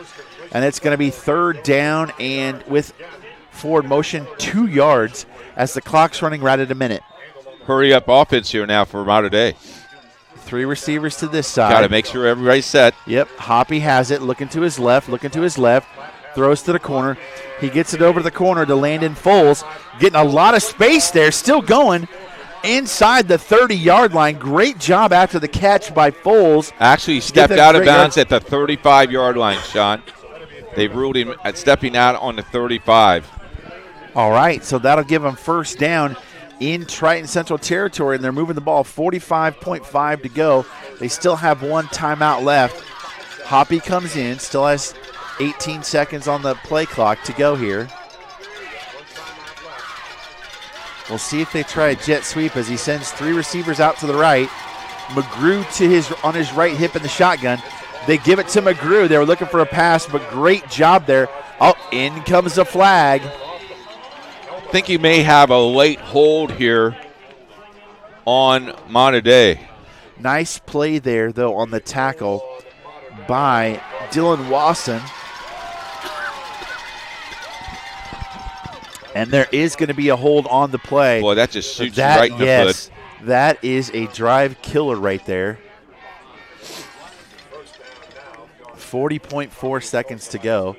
They're deciding whether or not they're going to take the yardage or not, or the play. You got to send them back. Yeah, you got to. We'll see the referee make the call. Holding. Yep. Going to be a 10-yard penalty from that spot where the flag is. That will make it 1st and about 18 from the 43-yard line. As quickly to the line comes Mater Dei, because once the whistle blows, the clock starts. Hoppy's got it with the McGrew to his right. 3 receivers to his right as well. He's looking to his right. Pressure. He's going up top. He's got Kassenbrock. Oh, he makes the catch for a 1st down over Kermode. What a throw by Hoppy for the play. Great catch by Kassenbrock. If he's in bounds, the clock will start once they get the change set. Clock is going. Hoppy has it. He's looking to his left, trying to go to his left. He's got it to his left. Again to Landon Foles. They're coming up quickly again as there's 18.8 to go on the 13-yard line. The clock is running. Do you spike it here or do you run a play? I think you run a play. You got 1 play. Hoppy stops. He's got it in motion. He's looking back to his left now. He's got Verande Miller on him. Oh, tried to get him down. He runs out of bounds with 1.2 to play at the 11-yard line. Smart play by the quarterback. Hoppy gets out, gives him one last play. Do you go for the touchdown or do you kick the field goal? I think you go for the touchdown. You go for the score. Here's the big pass to Kassenbrock. Looking to his left or to his right, you see him right over the top of Kermode. Boom, right there at the sideline. And he's looking at the sun, looking up at the sun, He folks. is. Had a late flag on the play. Is it a sideline warning? I think it is a sideline warning by Evansville. On Mater Dei. So we'll see now. It is at the 11-yard line. It is first down and 10. 1.2 seconds left to play. You got to be really creative with your play call here, Keith. Now you call a timeout. And they take their last timeout. They're going to take their time and decide on the play that can get them 6 points and right back in this game. Boy, that huge throw to Kassenbrock, Keith, after the penalty was big for Mater Dei. They needed a play like that to give them some momentum. Now you got one play to go 11 yards. You could go in at half, up by 1 after the first half you played. I see the field goal kicker coming on the field, Sean. Do you? Nope, do not. I thought I saw a T, but it's not a T. But yes, I think it is the T. It is. It looks like McGrew. Is that McGrew? No, that is Jordan Atherton. He's 5 of 6 this year, field goals, long of 32. This one's going to be spotted at the 23, so this will be a long for him. 33, 1.2 seconds here, field goal to make it 6-3. The snap, the hold, the kick is up, and it is off the crossbar, no good. And at the end of the half, it is 6-0 Triton Central. I like their thought. He just couldn't get enough under it. It hit the crossbar and bounded back, and a 0 on the board for Mater Dei at the end of the first half. Boy, oh boy, what a turn of events right there, Keith. What is amazing to me is he got the leg on it. It didn't have enough air on it, and it just goes and hits the crossbar. No height whatsoever on that kick, and he gets it up just a foot more, and we got a 6-3 ball game. You can see the replay here. The hike and the snap look good, but doink right off the crossbar, not quite high enough. Atherton is 46 of 46 with extra points, but boom, there it is. You know, just if we hit played it flush. We played on a run. If we played with a round ball, that goes in. It's crazy how the little things like that. I don't know how if the wind affected him, but it looked kind of like a knuckleball coming off as he kicked it. But big opportunity there to get some points, and Triton Central comes out smelling like a rose, but it's only 6-0. And again, we talk about it from the very beginning. How big will that missed extra point come into play in this game? I tell you what, it's been a very interesting first half here, and ball control has been really the key of this, and Triton Central did a nice job of keeping the defense off of Evansville Mater Dei. Yeah, it's been really interesting. The defense has made great plays. They force the offenses into doing things I think they don't really want to do, and you've seen issues with hikes, especially on the Mater Dei side, and then on Triton Central side, they get a couple of plays, and then just the great job by Mater Dei to stop the run has caused the special teams to play a part in this with the punting to flip the field, and it's been what we thought it was going to be. This isn't a heavyweight fight where anybody's going to get knocked out. It's going to be a decision because there's so much going on there. There's so much going on in the middle of the field with both these squads. It is going to be a whale of a second half here, Keith, in terms of who does what. So we'll take a break here before halftime. You're watching the IHSAA State Football Tournament on Indiana SRN, presented by the Indianapolis Colts. Life comes at you fast, so it's important to have some help along the way. My favorite patient.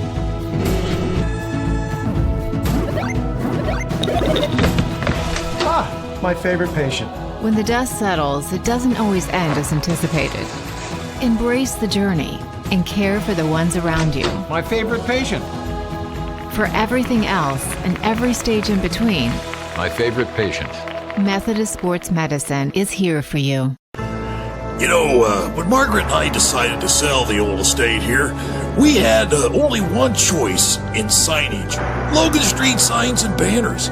Conveniently not located on Logan Street anymore, but rather located on 10th Street on the south side of Noblesville. Well, we sold the old beauty, and we were able to buy this wonderful estate. And we had so much money left over, I was able to buy this beautiful 1968 Eldorado Cadillac for Margaret. Only 472,000 miles. Margaret loves it because it's got those big seats and that heavy-duty suspension to support her svelte frame. Next time you're looking for signs or banners, call old Jim at Logan Street Signs and Banners, 773-7200. Conveniently not located on Logan Street anymore. Your home and office make up a big part of your world. Sometimes trying to manage it all on your own can make you feel like you have the weight of the world on your shoulders. And when the weight of the world is on your shoulders, you need a strong back or two to come to your rescue and haul your stress away. You need the College Hunks. Whether it's time to clear some space for new memories, to reinvent the room around you, or to simply pack up and move into a fresh new beginning, you can count on the Hunks to bear your burden so you don't have to. Let us move you today.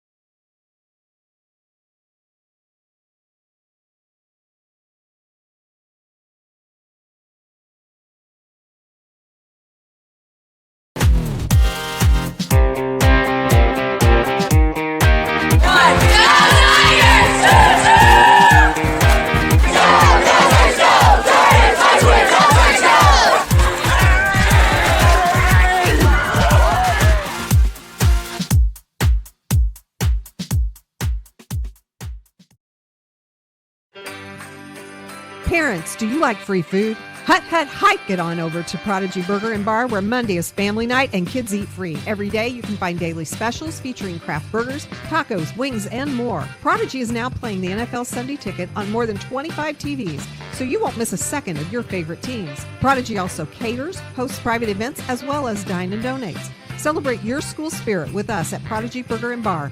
More than just burgers, located in Clay Terrace in Carmel.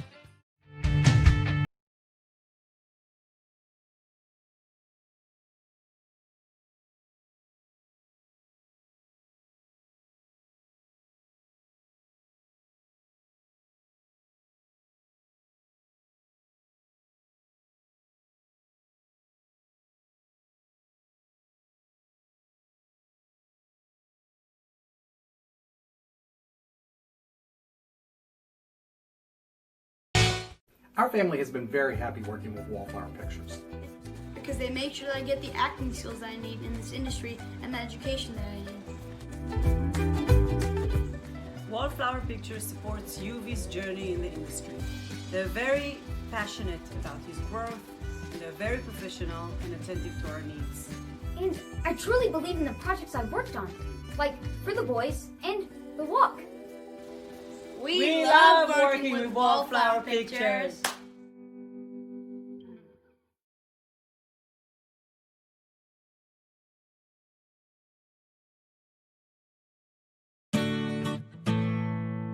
We were looking for a place that's kind of consistent with our values. Alex was raised in the Lutheran faith, and we felt that Mater Dei was a good choice to kind of nurture that. My husband and I decided we're both Catholic, we practice the faith, and we wanted to continue that with our kids' education. Well, I have two kids that went to Mater Dei. My oldest son graduated in 2009. My daughter graduated in 2012. And my wife is a graduate of Mater Dei High School. There was really no question in my parents' mind where I was going to school, which was Mater Dei, and so I want to make sure that my kids are surrounded by that same culture, that environment. Alex, I believe he's been challenged. He's learned to ask very good questions. We raised him to look towards college, and I think he's going to be well prepared for his next step. My one daughter that has a learning disability, she's never been confident at school. That was a worry of mine. But she works so hard because of the encouragement they give her. And for the first time, she got straight A's, and it's been a huge booster for her. And I think that's really unique about Mater Dei. Teachers talk to each other. How can we support this? We know that they have it in them. What can we do to pull it out and make them thrive, not only as a student, but as an individual, which I think is very important. Showcase their talents, showcase their skills. That's absolutely what Mater Dei does. We really wanted our son Alex to really get involved in community and in different types of experiences. And I think Mater Dei really encouraged that. And again, that's very gratifying as a parent to see that. My daughter recently did a paper on Enter to Learn, Go Forth to Serve. And it was interesting because 4 years ago, when we kind of had the conversation, she really didn't reflect on what the true meaning of that was, and she kind of had a hard time understanding and appreciating it. And now here she is. She's a senior, and she absolutely understands what that means. I think that Mater Dei has prepared my children by providing the academic, the athletic, and the spiritual. I want to enable them to have the opportunity to pray together if they need to. To get that encouragement, at school, to have that there, as a reinforcement and helping you as a person develop not only spiritually but academically as well. When I get to see these kids leave our 8th grade and then see them go to Mater Dei, I'm always amazed at how they break out of their shells and start joining different groups and take leads in plays when I've never even heard half of them speak, and all of a sudden they're at Mater Dei and they're just flourishing. It's really amazing watching how my kids have developed and matured. And I do think the environment and the atmosphere of Mater Dei, that is obviously a big reason for that. I got to tell you, he loves this place. And one day he was riding in the car with his mom, and he said to her, "Mom, I'm really glad you sent me to Mater Dei." And to me, that says it all. I mean, here's this Lutheran kid who wasn't from the West Side is really, I mean, the modern-day Wildcat in my mind.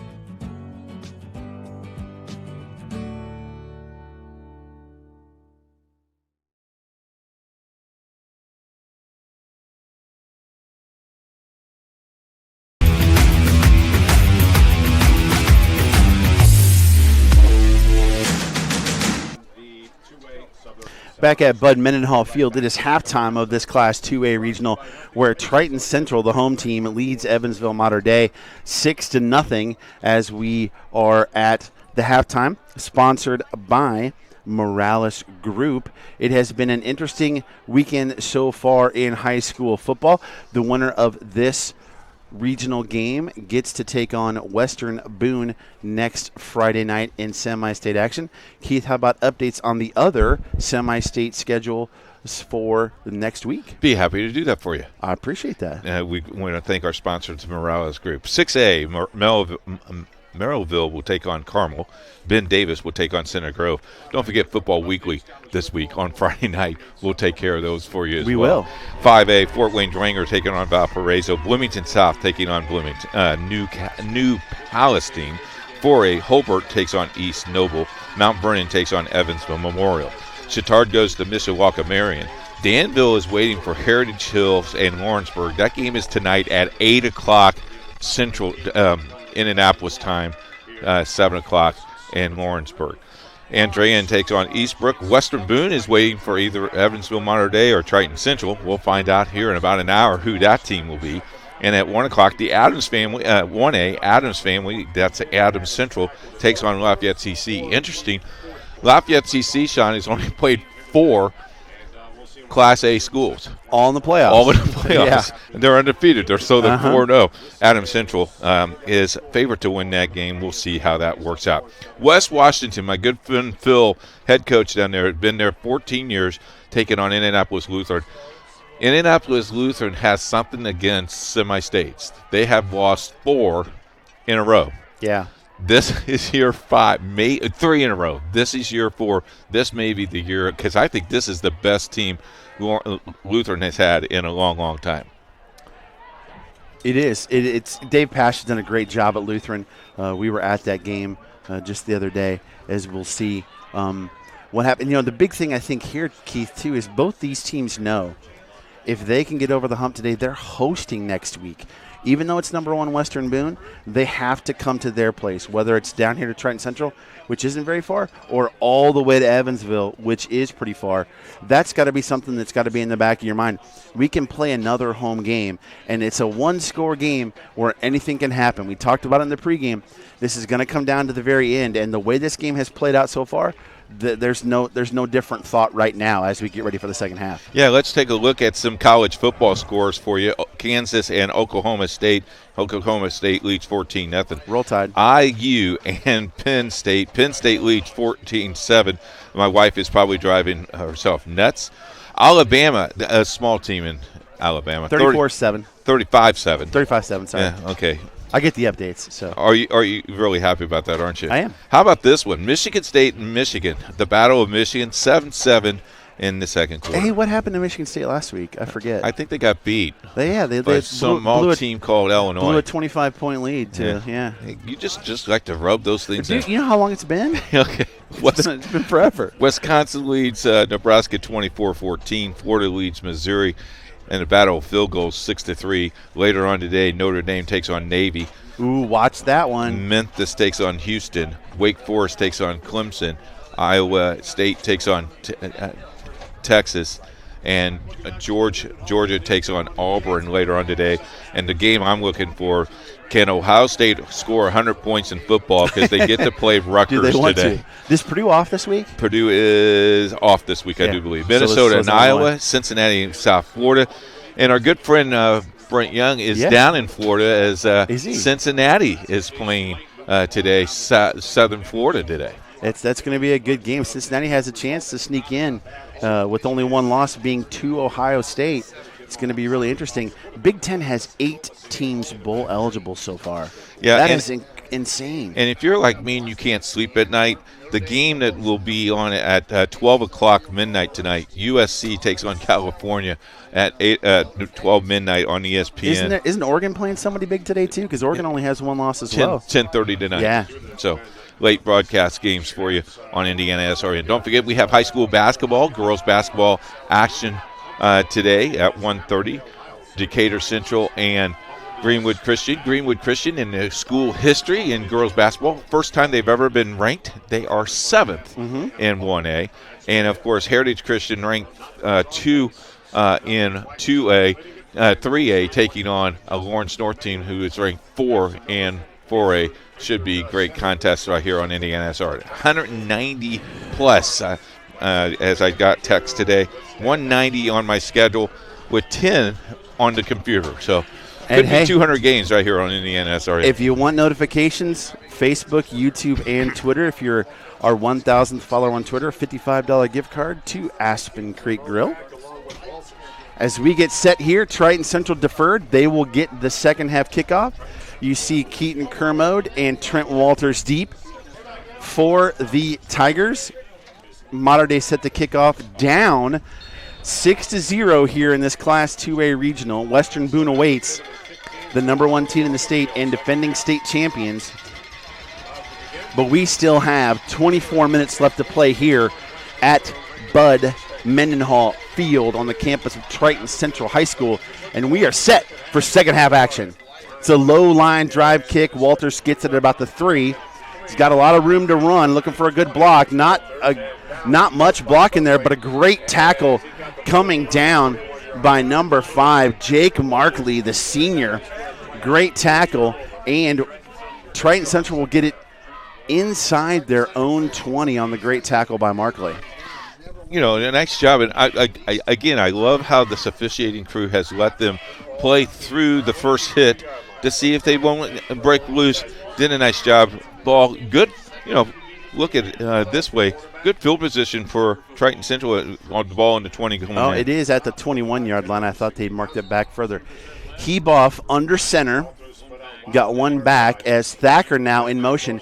Pitch to Thacker, looking for some space. Cuts up, gets some space. Boy, he is just shifty and hard to bring down. He's going to get 5 yards on that first down carry.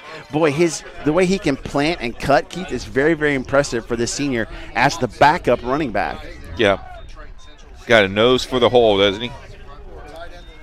2nd and 4. They're going to give him 6 on the play. We'll see. They bring Keaton Kermode in motion. They're going to pitch to the right side. Oh, it's a halfback pass. Looking for some space. Looking to throw it to somebody. He's got to get rid of it, or is he going to bring it down? He's going to bring it down and run.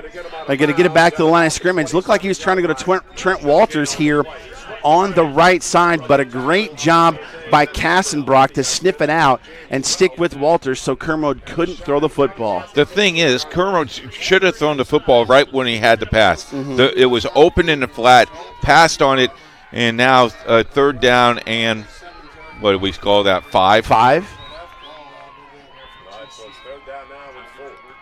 Heboff under center.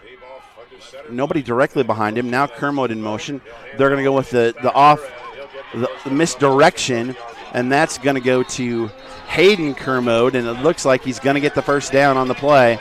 So after 3 plays, they managed to get a first down, and it will be Triton Central. And if you're Triton Central, you go because that spot was very, very good. But, boy, I tell you what, you almost blew it by going backwards.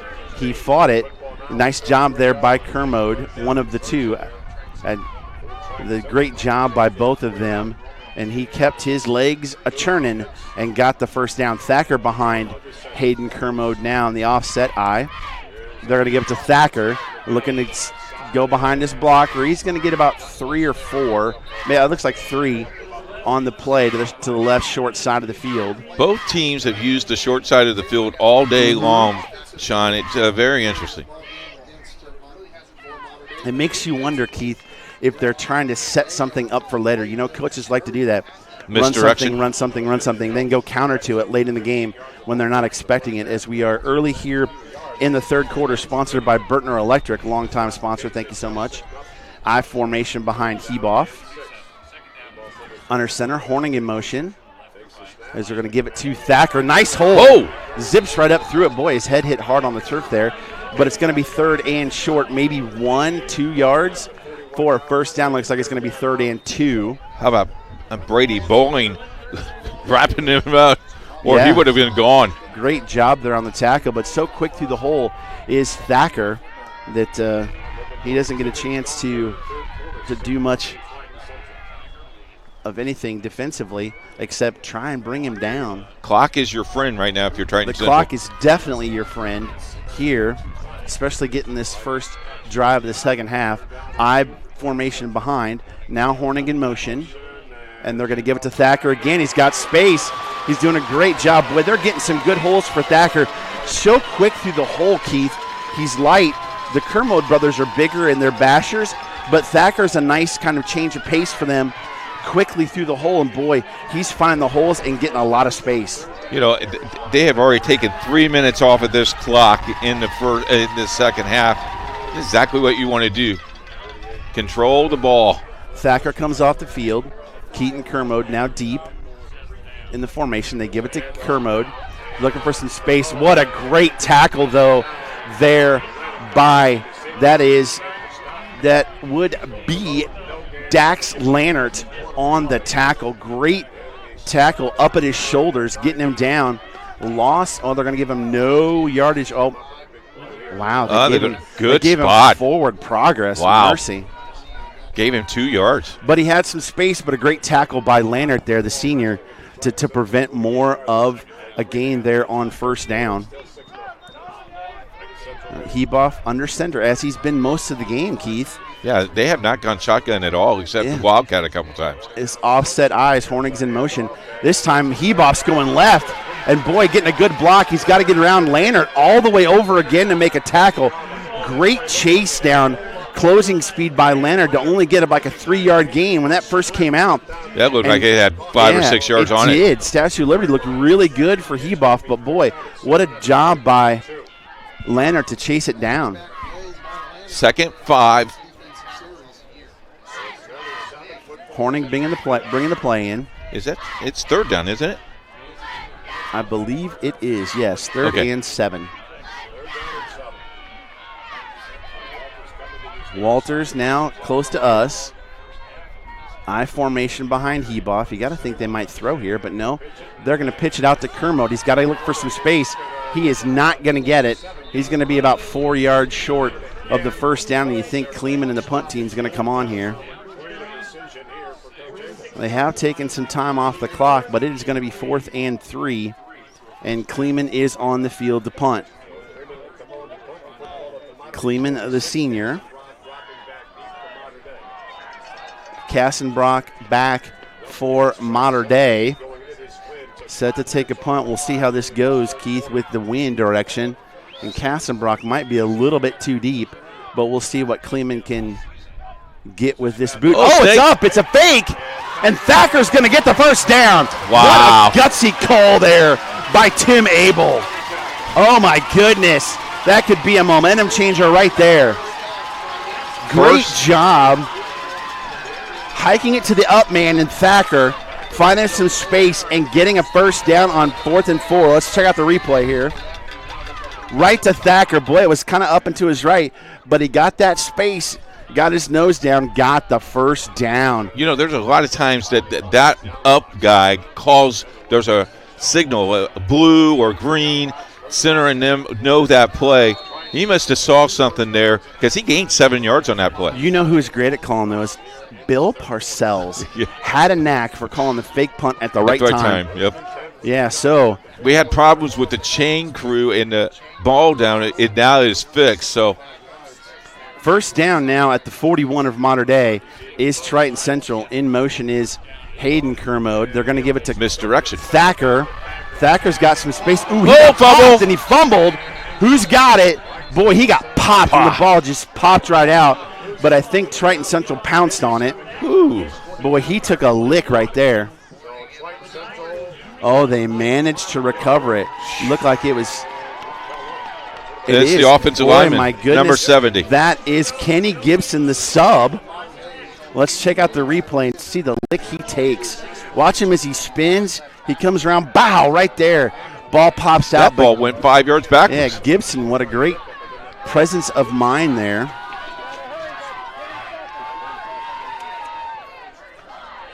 To pounce on that ball. We got a timeout here as the play clock was running down. 4 seconds left. They might not have gotten it off. So timeout by Coach Abel after the huge fake punt. We'll be back, though. You're watching Indian SRN, where you're always in the game. There's no greater anti-poverty measure than to give a person a job. That helps them start to change that trajectory. Morales Group is a full-service staffing company that provides temporary labor in the Indianapolis, Central Indiana market.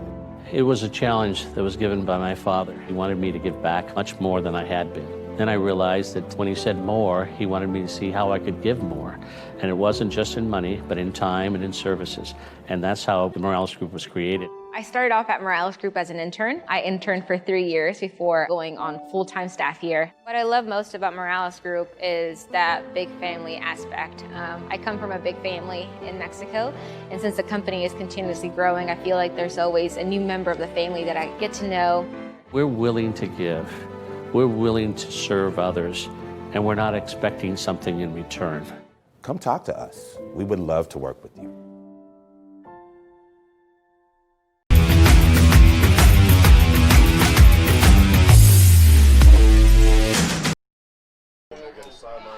Back at Bud Mendenhall Field as we get set for a second down play from Triton Central, but a flag is on the play. Not sure what they're calling on. Sideline interference on Triton Central. You know, the officials need that whole entire white space, and if you step in it, they're going to get you. They need to work. They will. You don't want to get anybody hurt, especially the officials here. You got to back off. Yes. Here we go, 2nd and 10, Hornig in motion. They're going to hand it off to Keaton Kermode. He's got a lot of yards. He's going to be close to the first down. It's going to be 3rd and very short. Great run there by Kermode. Sean, at that time when he got hit, he just went forward and spun. It's going to be 3rd and probably 1. Looks like it's about 1.5. A Yeah. long one. Great job of body control to keep his balance there. If you've been looking for 54 Jackson Miller, he has not returned. He is on the sidelines. We just wish him well. As 2 receivers down here, I formation for Triton Central.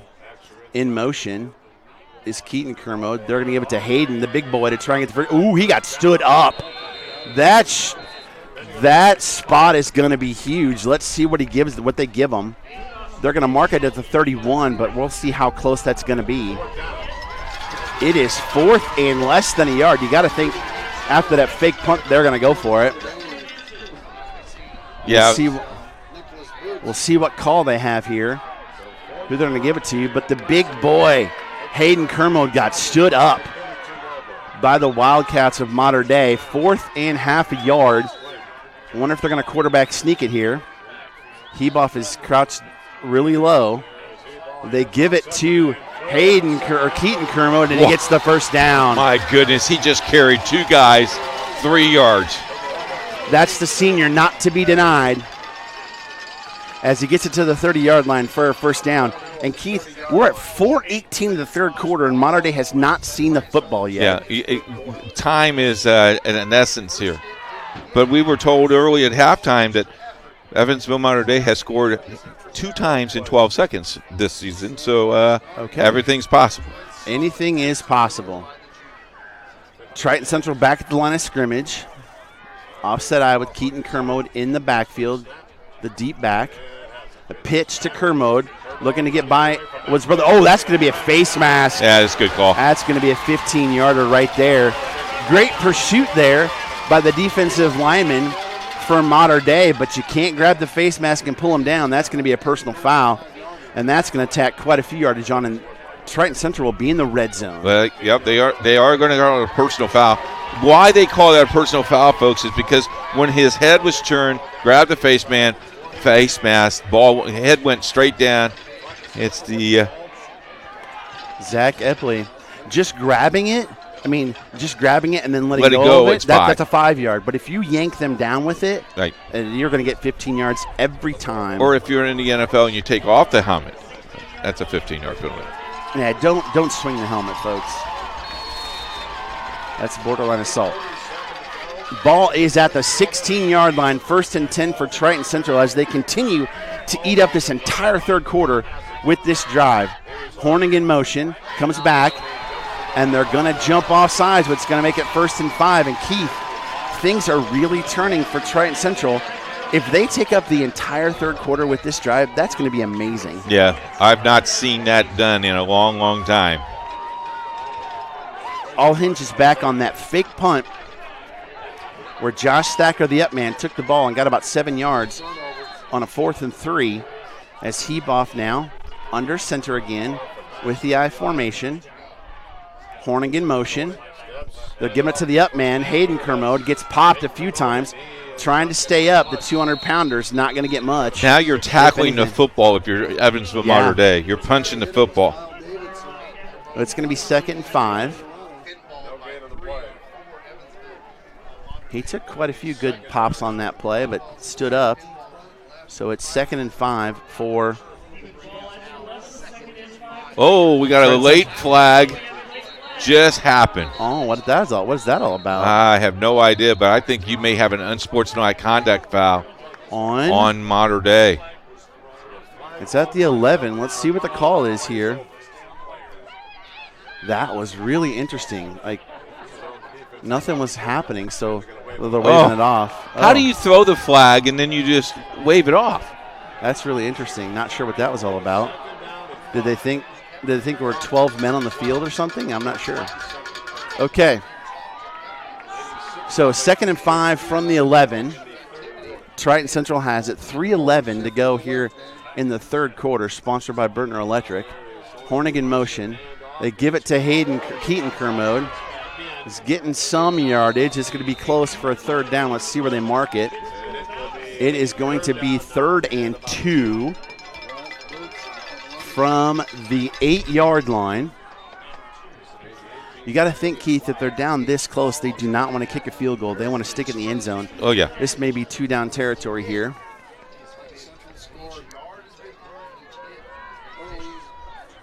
Late arrival. All right. So, Heboff will offset I with the Kermodes behind him. We'll see if they put Horning in motion. He is not. They give it to Keaton. Oh, he got popped. He's gonna be short, I think. Nice penetration there by the defensive line of Mater Day. And it is going to be short. 4th and 1. Another tough call here. I'm surprised Thacker's not in. Oh, and just like that, there he goes. And Keaton Kermode comes out. We'll see what they've got. 17 seconds to go here on the play clock. As Heboff under center. Thacker the deep back. We'll see if they pitch it. They do pitch it. Looking for some space. He's going to get close. He's going to get down to about the 3-yard line. That's going to be 1st and goal. I tell you for what. Triton Central. That impressive call there by the coaching staff, drawing that in. I mean, they had 18 seconds left, but they waited a long time before they showed their hands there. Thacker is so slippery. He finds those holes and gets through them, and he's so hard to tackle. It's really surprising. Mater Day's had difficulty bringing him down as we got 1st and goal now from the 4-yard line. 1:28 to go in the third quarter. Mater Day has yet to see the football. And this is incredible offense here by, it gets it to Thacker, and he is, we haven't seen the call yet. Oh, they're going to call him short. They're going to call him down short at the 1. Yes, they are. So it's going to be 2nd and goal from the 1, but the clock keeps moving. Well, that's not it. Is that it? I don't even think that's the 1. That might be the 2-inch line. Yeah, and maybe just the nose of the football to get it in. But it is 2nd and goal for Triton Central as they're going to take the entire third quarter on this one possession, Keith. And that is something you do not see very often in high school football. Little quarterback sneak there. And are they going to call him down? They're saying he's down. It's going to be 3rd and goal from the 1. What do you call now? If I was Tim Abel, I wait until this quarter is over. That is unbelievable that Triton Central has held the ball the entire 3rd quarter, and we get set to go to the 4th quarter. 3rd and goal from the 1, and Mater Dei has not seen the ball yet in the second half. Incredible. That is incredible. At the end of 3 quarters of play, Triton Central 6, Evansville Mater Dei 0. You're watching the IHSAA State Football Tournament on Indiana SRN presented by the Indianapolis Colts.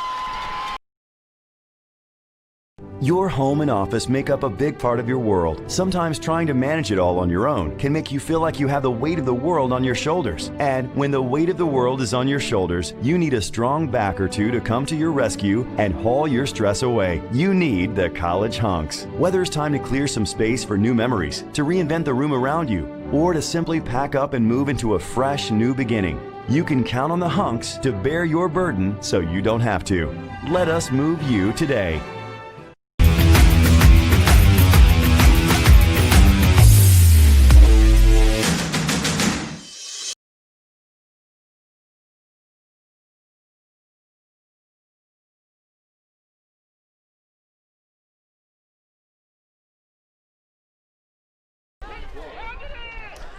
Back at Bud Mendenhall Field here. 3rd and goal from the 1 for Triton Central.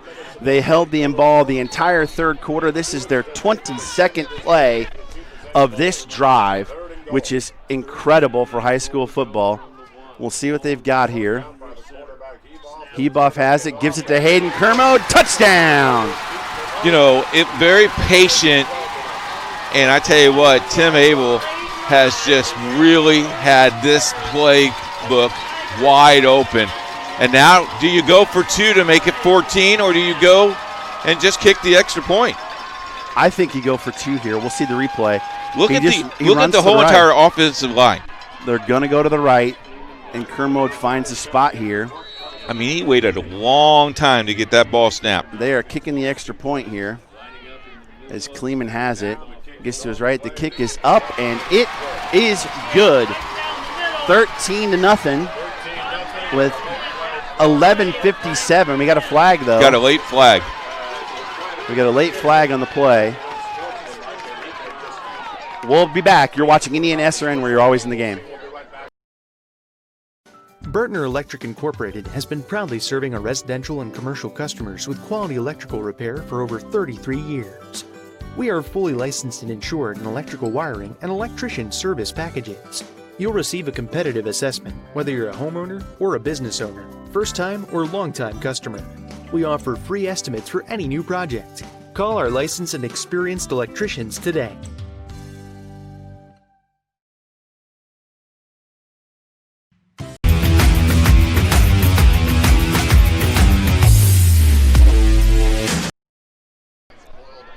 Back at Triton Central High School, you see the flag graphic up on the screen. That is because after the extra point, there was a personal foul on Mater Dei, and now Triton Central gets a kick from Mater Dei's 45-yard line, Keith. Yeah, and you're going to kick this out of the end zone. You're going to have them start, or you squib kick this thing to maybe get it to the 7 or 8 yard line. Pin him down really far, and it's a 2-score game right now, and Mater Dei is going to touch it for the first time in the second half. Boy, this is really interesting. What do you do here if you're the special teams coach? I think you squib kick it. Well, let's see what they do. Lucas Kleeman is the kicker for Triton Central. What you don't want to do is get offsides if you're Triton Central. Oh, kick it out of the end zone. Kicked it out. He kicked it out of the end zone. A win behind him. Let's look at the touchdown again. You can see Keaton Kermode with it. Follows his blocker, sees that hole. Easy 6. They went for the extra point and not 2. 13-0 here as Mater Dei comes on the field. I tell you what, I love that camera on the field. Good job, Josh. Good shot there. In spite of his headgear, but that's okay. I tell you what, Chance has done a nice job up above, and Josh is doing a good job on the field. I mean, we got to give credit to the wizard Jerry Collins for hiring good talent. Yeah, guys calling the 1 and 2s today. Hoppy now out. He's probably cold after sitting on the sideline for the entire third. I'm still in awe of that as he comes out in the shotgun. He's got McGrew to his right, 2 receivers to each side, and you got to think they might have to start throwing the football a lot here, Keith. So in motion, however, and they give it to McGrew, and he's not going to get much, maybe 3 or 4 on the play. Here's the other thing that's in your mind. If you go 3 and out here at Evansville Mater Dei, you're in trouble. You're thinking, my goodness, we're not going to get the football back. Yeah, especially if you get a couple of first downs and then get a 4th down, you'll go for it. You get a 4th down this deep in your own territory, that could spell doom for you. As Hoppy, as we got a pitch to McGrew to the left side, not much there. Again, great pursuit by the front 7 of Triton Central, Keith. And I tell you what, they got a break there because the line was not set by the time they snapped that ball, but let that play run. Big 3rd down and 4 for Triton Central. Not for Evansville, for Triton Central. Huge 3rd down and 4 here. Let's see what the Wildcats dial up here on the offensive end. Hoppy in the shotgun, McGrew to his right, 3 receivers to the near side here, and 1 to the left. He's looking to throw, looking right, goes back left. Got the first down. I couldn't tell if that. No, it's not Kassenbrock. That is Ryan Taylor, the junior, with the first down. Nice job looking him off to the right. Hoppy did, and throw him back to the left to get that first down. Clock running. 10:45 left in this game. We got 3 receivers again. Quick count. Hoppy's going to keep it, looking to go behind McGrew. He's going to get a few yards, 3, maybe 4. We'll see where they spot it on the play over here. I'll tell you what. I'm going to give him 3 on the play. 65 for Triton Central was getting late, getting up. I think it was 55. 55, Mays, that's right. Yeah. Good call, Sean. Thank you. Defensive end. 2 backs in the backfield now with Hoppy. See what he does. He fakes the handoff, looking to throw. He's got the receiver in the flat. McGrew out through him. Nice job by McGrew. He got his hand on it, almost pulled it in. Good defense by Luke Horning there, but boy, a better throw. They could have got a good chunk of yardage there. Zach Martin was probably 1 step away from making a big-time sack. So now it's 3rd down. You're right back to the same place. I think at this point you got to go for it. 3rd and 7 here for Mater Dei. Again, the winner hosts Western Boone next Friday in a Class 2A semi-state.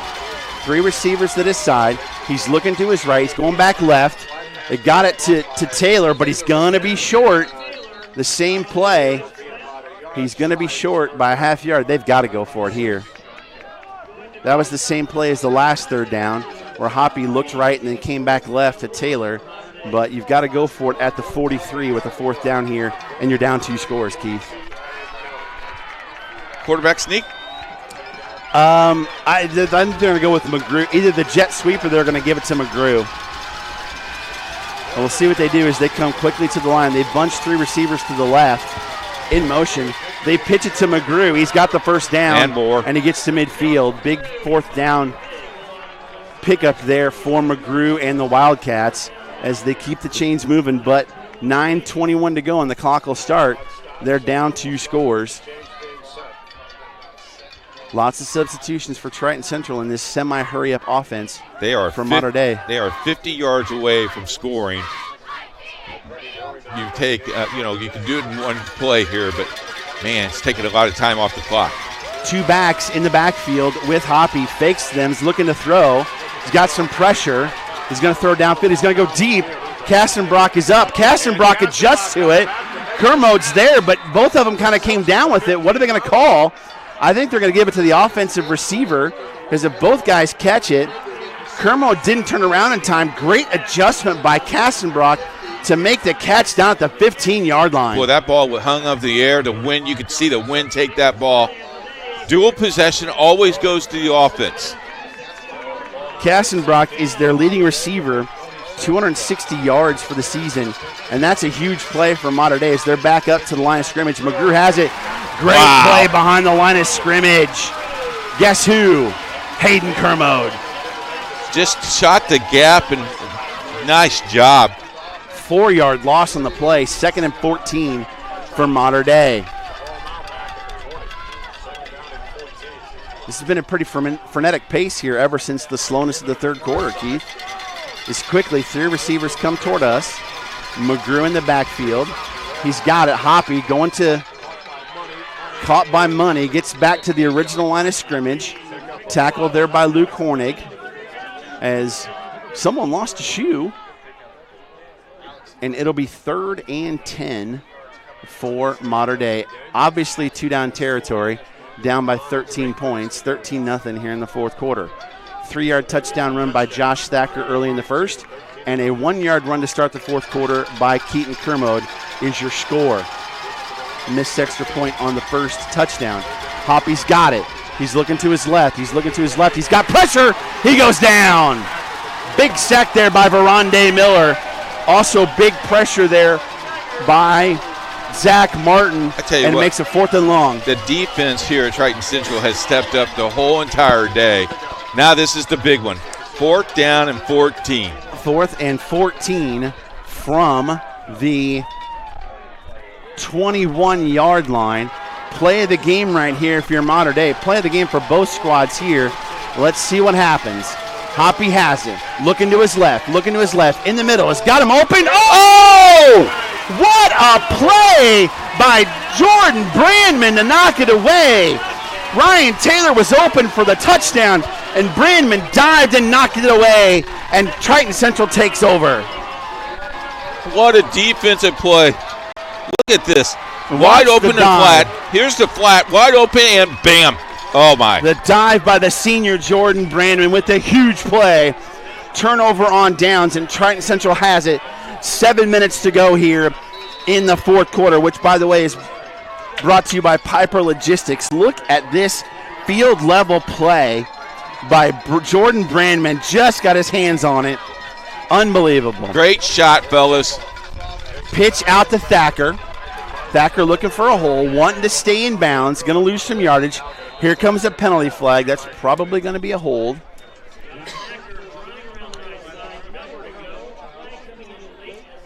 The official calls holding. Boy, I tell you what, I would decline this. The biggest thing here is if you're Triton Central, stay in bounds. Yep. And that's what Thacker was doing. Normally they run wide, but he was staying behind his lineman to stay in bounds and keep that clock running. The penalty does not help, and they did decline it. It'll be 2nd and 11 for Triton Central. Because if you take it, you take the half distance, which you still give them first down, and they get to run another 40 seconds off the play clock. Now, 2nd down, 11. Clock starts. Heboff now under center. Thacker the deep back. In motion is Hornig. They're going to give it to Thacker, looking for some space. Nothing doing there. No gain there. It's going to be 3rd and long for Triton Central. We are halfway through this quarter. Unbelievable. And you can see got a player down. Dalton Foles is a little rough there for Triton Central, but we've got one down for Mater Dei as well. As, boy, what a huge play by Jordan Brandman, Keith, to dive and tip that pass away. Yeah, it's 3rd and 13, 6.5 minutes left. Again, the clock is your friend if you're Triton Central now. Even if you don't get it, you're still going to run time off the clock, and Mater Dei still has to score twice. With the wind at your back, you need Kleeman to get off a big punt if you don't get this 3rd down right here. Yeah, the wind has picked up a little bit. The flag is pretty stiff right now, and it was a 12-mile-an-hour wind earlier today. I think it would probably still that way. The temperature has gone up 5 degrees. It's gone up in this press box as well, about 10 to 15 degrees. If you're looking back on this game right now, Keith, I think the 2 biggest plays are the block punt and that 4th down play. Yep. Right there by Brandman. Huge. And the fake punt, I think, also. Fake punt, that's top 3. There you go. I mean, think about this again. Triton Central held the ball for the entire third quarter. I've not seen on that. Offense. I've not seen that in a long time. That people, if Triton Central hangs on, that will be stuff of legend that they will talk about for years and years. And there'll be a lot of old wise tales. Well, Yes, I was there in will the be. stands when we held the ball. For the entire third quarter. Yeah. Okay, 3rd and 12 for Triton Central. I formation. Horning is in motion. Heboff under center. Long count here. They give it to Keaton Kermode. Nothing doing. It's not going to go anywhere, so it's going to be 4th down. They're going to let the play clock run. Let the clock run. And it will be 4th down. Mitch Kleeman, the punter, come in to punt for Triton Central. Now, what you don't want to do is hold here. Yes. Where you don't want to get a roughing. And I tell you, the most important person right now, there's 2. The snapper. And the punter. Punt of your life for a senior for Mitch Kleeman. Kassenbrock deep for Mater Dei. As Kleeman's back to punt, Thacker's the up man. Punt it's a low line drive, going to get a bounce. Bounces over Kassenbrock head, and Brandman's down there again, lets it go, and look at it roll. All the way down inside the 10-yard line. And still rolling. 7-yard line. Did we mention the punt of your life? Oh, my goodness, Mitch Kleeman. What a roll. He put that at the 10. Is that right? That's a long. We got to take the yardage on that punt. That was unbelievable. How long was that? 65-yard kick for Mitch Kleeman. My goodness. That's got to be a school record. The special teams, Keith, we talk about it. That is huge. And not just that, but the ball bounced and you thought Kassenbrock was going to pick it up. It bounced over his head. If that's a grass field, that doesn't happen. No. 2 backs in the backfield, Hoppy, and just near his own end zone. Reverse. Come around. Thacker, boy, he has got a ton of room. Does. Still on his feet all the way to the 45-yard line. Is unbelievable play call there. Dax Lannert with the huge run of 50 yards. Caught him off guard. That's the play they were looking for, the misdirection. Check it out. They hand it to McGrew. They follow it, and boy, here comes Dax Lannert all the way down. Gets some good blocks from his receivers. Ooh, I thought he might have stepped out of bounds there. But into Triton Central territory with one play. 5:09 on the clock here. As it's 1st and 10 from Triton Central's 45. You're talking about big play after big play right there. It has gotten exciting here as Hoppy's in the backfield. He's in the shotgun. Boring to his right as they're getting ready to throw. And boy, that's almost a hold. They're looking for a hold there on 10. Doesn't get it. He throws it. It's going to be picked off. Triton Central picks it off. And they're going to get the ball back. Is that Brandman again, or is that Horning? Horning. That is Horning with the interception. Gave him a ton of time to throw it. He underthrew it. Let's take a look at it again here on replay. Look at the time he's got to throw it. Throws it into double coverage, and Horning comes down with it at about the 28-yard line, where Triton Central takes over. Just under 5 minutes to go. And boy, these last few minutes, Keith, have been off the charts. I've been standing up. I can't sit. I think I need to stand up now at this point. Incredible turn of events here. The punt, the 4th down stop by Triton Central, the punt by Kleeman, the reverse by Mater Dei, and now the interception by Triton. In the I formation. They give it to the up back. I think that might have been Hayden Kermode. They're trying to strip the ball out. No gain on the play.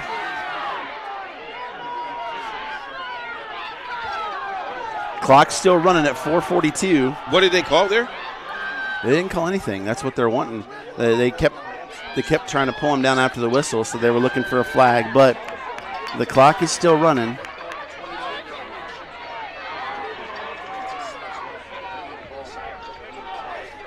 I want to give credit to Corey Miller, I believe it is, 67, or Corey Alford, who came in for Jackson Miller. who's played well. They get it to Hayden Kermode. He's going to get a good push there. He's going to get some good yardage. He's going to leave it about 3rd and 5. Again, great job there. Early in the first half, Jackson Miller went off with an injury, and Corey Alford Jr., 5'9 senior, took his place and has done a great job on the offensive line. Big shoes to fill. Yes, big shoes to fill. He's going to get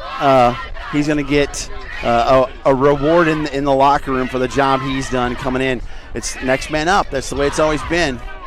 Hey, thanks to Steve Steele. He is watching his son play college football and watching us on his little iPhone. Thanks for listening, Steve. 3rd and 5 here for Eric Heboff under center. Keaton Kermode, the deep back. Nice tackle there. Nice job. The penetration by James got a late Ralph. flag, Sean. Late flag there. I got a feeling that's going to be on Mater Day as Heboff's pointing in that direction. And, boy, you can't melt down like that this late in the game, Keith, when you're down 2 scores. This is where frustration just sits in as a young student athlete. See what the call is. Personal foul on Mater Day. It's going to give them a first down, and, boy, that could be the nail, Keith. With 3:17 to play and 3 more snaps at least for Triton Central. There is the personal foul call on Mater Day. And now it's right at the 50. You're almost to a point where you just want to run the ball. I'm going to reference this now. There were some travel issues for the Mater Day squad. Could that have thrown them off in the very beginning? They're 16-year-old kids. Okay, I'm just throwing it out there. 1st and 10 right at midfield for Triton Central. A little offset eye here. Looks like Keaton Kermode deep in the backfield. They're letting the play clock run all the way down. Smart play. As we're under 3 minutes to go, they give it to Keaton Kermode. He's going to get about 4 yards there. 4 yards there. And Triton's got to watch it with the taunting stuff is what they're doing. Just got to play the game. You see Coach Tim Abel going crazy in the sidelines, wanting the fans to go. We got a timeout here by Mater Day. They're going to have 2 left here. 2:49 to go. You're watching high school football in Indiana SRN, where you're always in the game. Life Centers offers love and compassion to all women and men who come through our 8 centers. The goal of this love and compassion is that we would not only save babies from abortion, but also transform lives and create families. The forms of this love and compassion are our services. All of our services are offered free of charge to our clients. To learn more about Life Centers, contact us at lifecenters.com or call us at 317-280-2635. Life Centers. We choose compassion.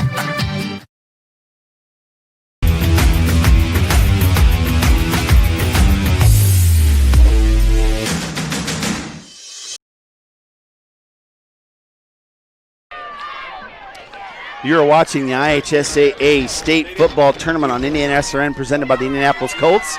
It is 13-0 Triton Central here in this Class 2A Regional.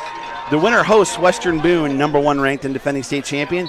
It's 2nd down and 6 for Triton Central. They've got the ball and the lead here late in the 4th as they give it to Hayden Kermode, and he's going to lose yardage on the play. But for them, the clock keeps on running, which is what they want as the clock stopped, as I believe did they take another timeout? Mater Day took their 2nd timeout with 2:41 to play, hoping to get a stop here and get the ball back. But Keith, let's talk a little bit about what has gone on today. It's been really interesting. The very beginning of the game, we talked about the line of scrimmage. I think the lateral movement and the pursuit by Triton Central on defense has been a huge factor in this game. Yeah, the 3 points that we made was both defense was going to win a regional championship. Both offensive line had to control the line of scrimmage. Triton Central has done that by far. We talked a little bit about turnovers, and there have been some turnovers, and the biggest one was at the 9:39 mark, the blocked punt. You had a 3-yard scoring drive for Triton Central, made it 6-0. But we talked about the extra point being missed, and it could have affected this game, but it has not so far. So, you look at the clock, you say, well, the game is almost over. It's a long way to go. Evansville Mater Day has won several games this year in the past in 12 seconds or less. So you got to be very cautious if you're Triton Central. And now you got to play within yourself. 3rd down and 7 here for Triton Central as we speak in the I formation. Heboff under center. Got to imagine they're probably going to run it. They give it to Keaton Kermode, looking to get outside, but wants to stay in bounds, though. Nice pursuit there by Mater Dei as they stop them with 2:33 to go. And did Mater Dei use their last timeout? They did use their last timeout. Let's go back, Keith. The gutsy call by Tim Abel. They've held the ball for quite a bit of the 3rd quarter. It's 4th and 4, right about midfield. Calls for the fake punt. It's hiked to the up man, Josh Thacker. He gets 7 yards. They continue downfield, run out the entire 3rd quarter, start the 4th quarter at the other end, stick it in with the 1-yard touchdown run by Keaton Kermode. Great gutsy call there by Tim Abel. More important than that is at halftime, the coaches must have got together, must have saw something and said, okay, here's what we need to do. And the first several plays of the 3rd quarter, we have to run the clock. Let's do this. And then all of a sudden it started rolling with you, and all of a sudden you look at the clock, it's a double zero, and you got the ball at the 1-yard line. I know, it's unbelievable. Kleeman in for a punt after his 65-yarder last time. At the end of the game, we got to go down and talk to Coach Abel and say, okay, did you script all those or what happened there? Mitch Kleeman, the senior, into punt for Triton Central, the lefty. He's got it. Just a little quick kick there. Kastenbrock coming up, has it. Hayden Kermode, the man, runs him down at the 15-yard line, or they're going to mark it at the 16 or 17, where Mater Dei will take over. They've got 2:25 and they're down 2 scores. You cannot run the football anymore if you're Mater Dei, Keith. And you got a late flag on the play. Oh, let's see what that call is now. I don't think that was a face mask or a horse collar. You might have an unsportsmanlike conduct on Triton Central. Might have been talking a little bit of smack. Personal foul on Triton Central. Getting too chirpy. You got to keep your composure in these moments, no matter what team you're on. If you're on the team that's ahead or the team that's behind, if it gets chippy, walk away. And that's 15 yards. That's huge because that takes them from about the 16 up to about the 32. Well, halfway between the 31 and 32. So 2:25 left. Let's see what Hoppy and the Wildcats can do here in a throwing situation. They don't have much time. They had the big play to Kastenbrock, and they had the reverse, Kastenbrock in motion. Let's remember they don't have any timeouts left either. They do not. As he's flushed up the middle, he's got some speed. He's got some space. He's going to get a first down, so the clock will stop. So he got a first down. Good job by Hoppy, seeing the pressure being flushed out and taking it up the middle where there was space as they're right back at the line of scrimmage, set to go. 4 receivers as Hoppy's got it. Comes out to his left, short. Tried to get it to number 24, Landon Foles, but it was short. So it'll be 2nd down and 10 with 2:07 left here in the 4th quarter. Could this be the year, Keith, as we're getting closer, where Triton Central gets over the hump of Mater Dei? If they turn over the ball on downs, all you got to do is drop to the knee because you have won this game. And they have no timeouts left. They send double receivers to each side, still one back in the backfield, probably to block. They are double teaming over the middle. It goes to Taylor. Oh, and he breaks a tackle. They let him go. They thought he had him down, and he kept moving. He gets all the way down to the 24-yard line. Big play there by Ryan Taylor, the junior wide receiver for Mater Dei. And just like that, they're close in territory. Hoppy's back to pass, looking to his left, coming back to his right. Got time, going into the corner where, he caught it. He came back and adjusted, and he caught it. Oh, my goodness, is that Foles? No, that looks like that is Preston Turner. I thought that was going to get picked off, but he adjusted to it, and you've got a touchdown. Wow. 1:49 to go, 13-6. On for the extra point is Atherton, and we got an onside kick coming. Boy, oh, boy. Oh, boy. This just got really interesting.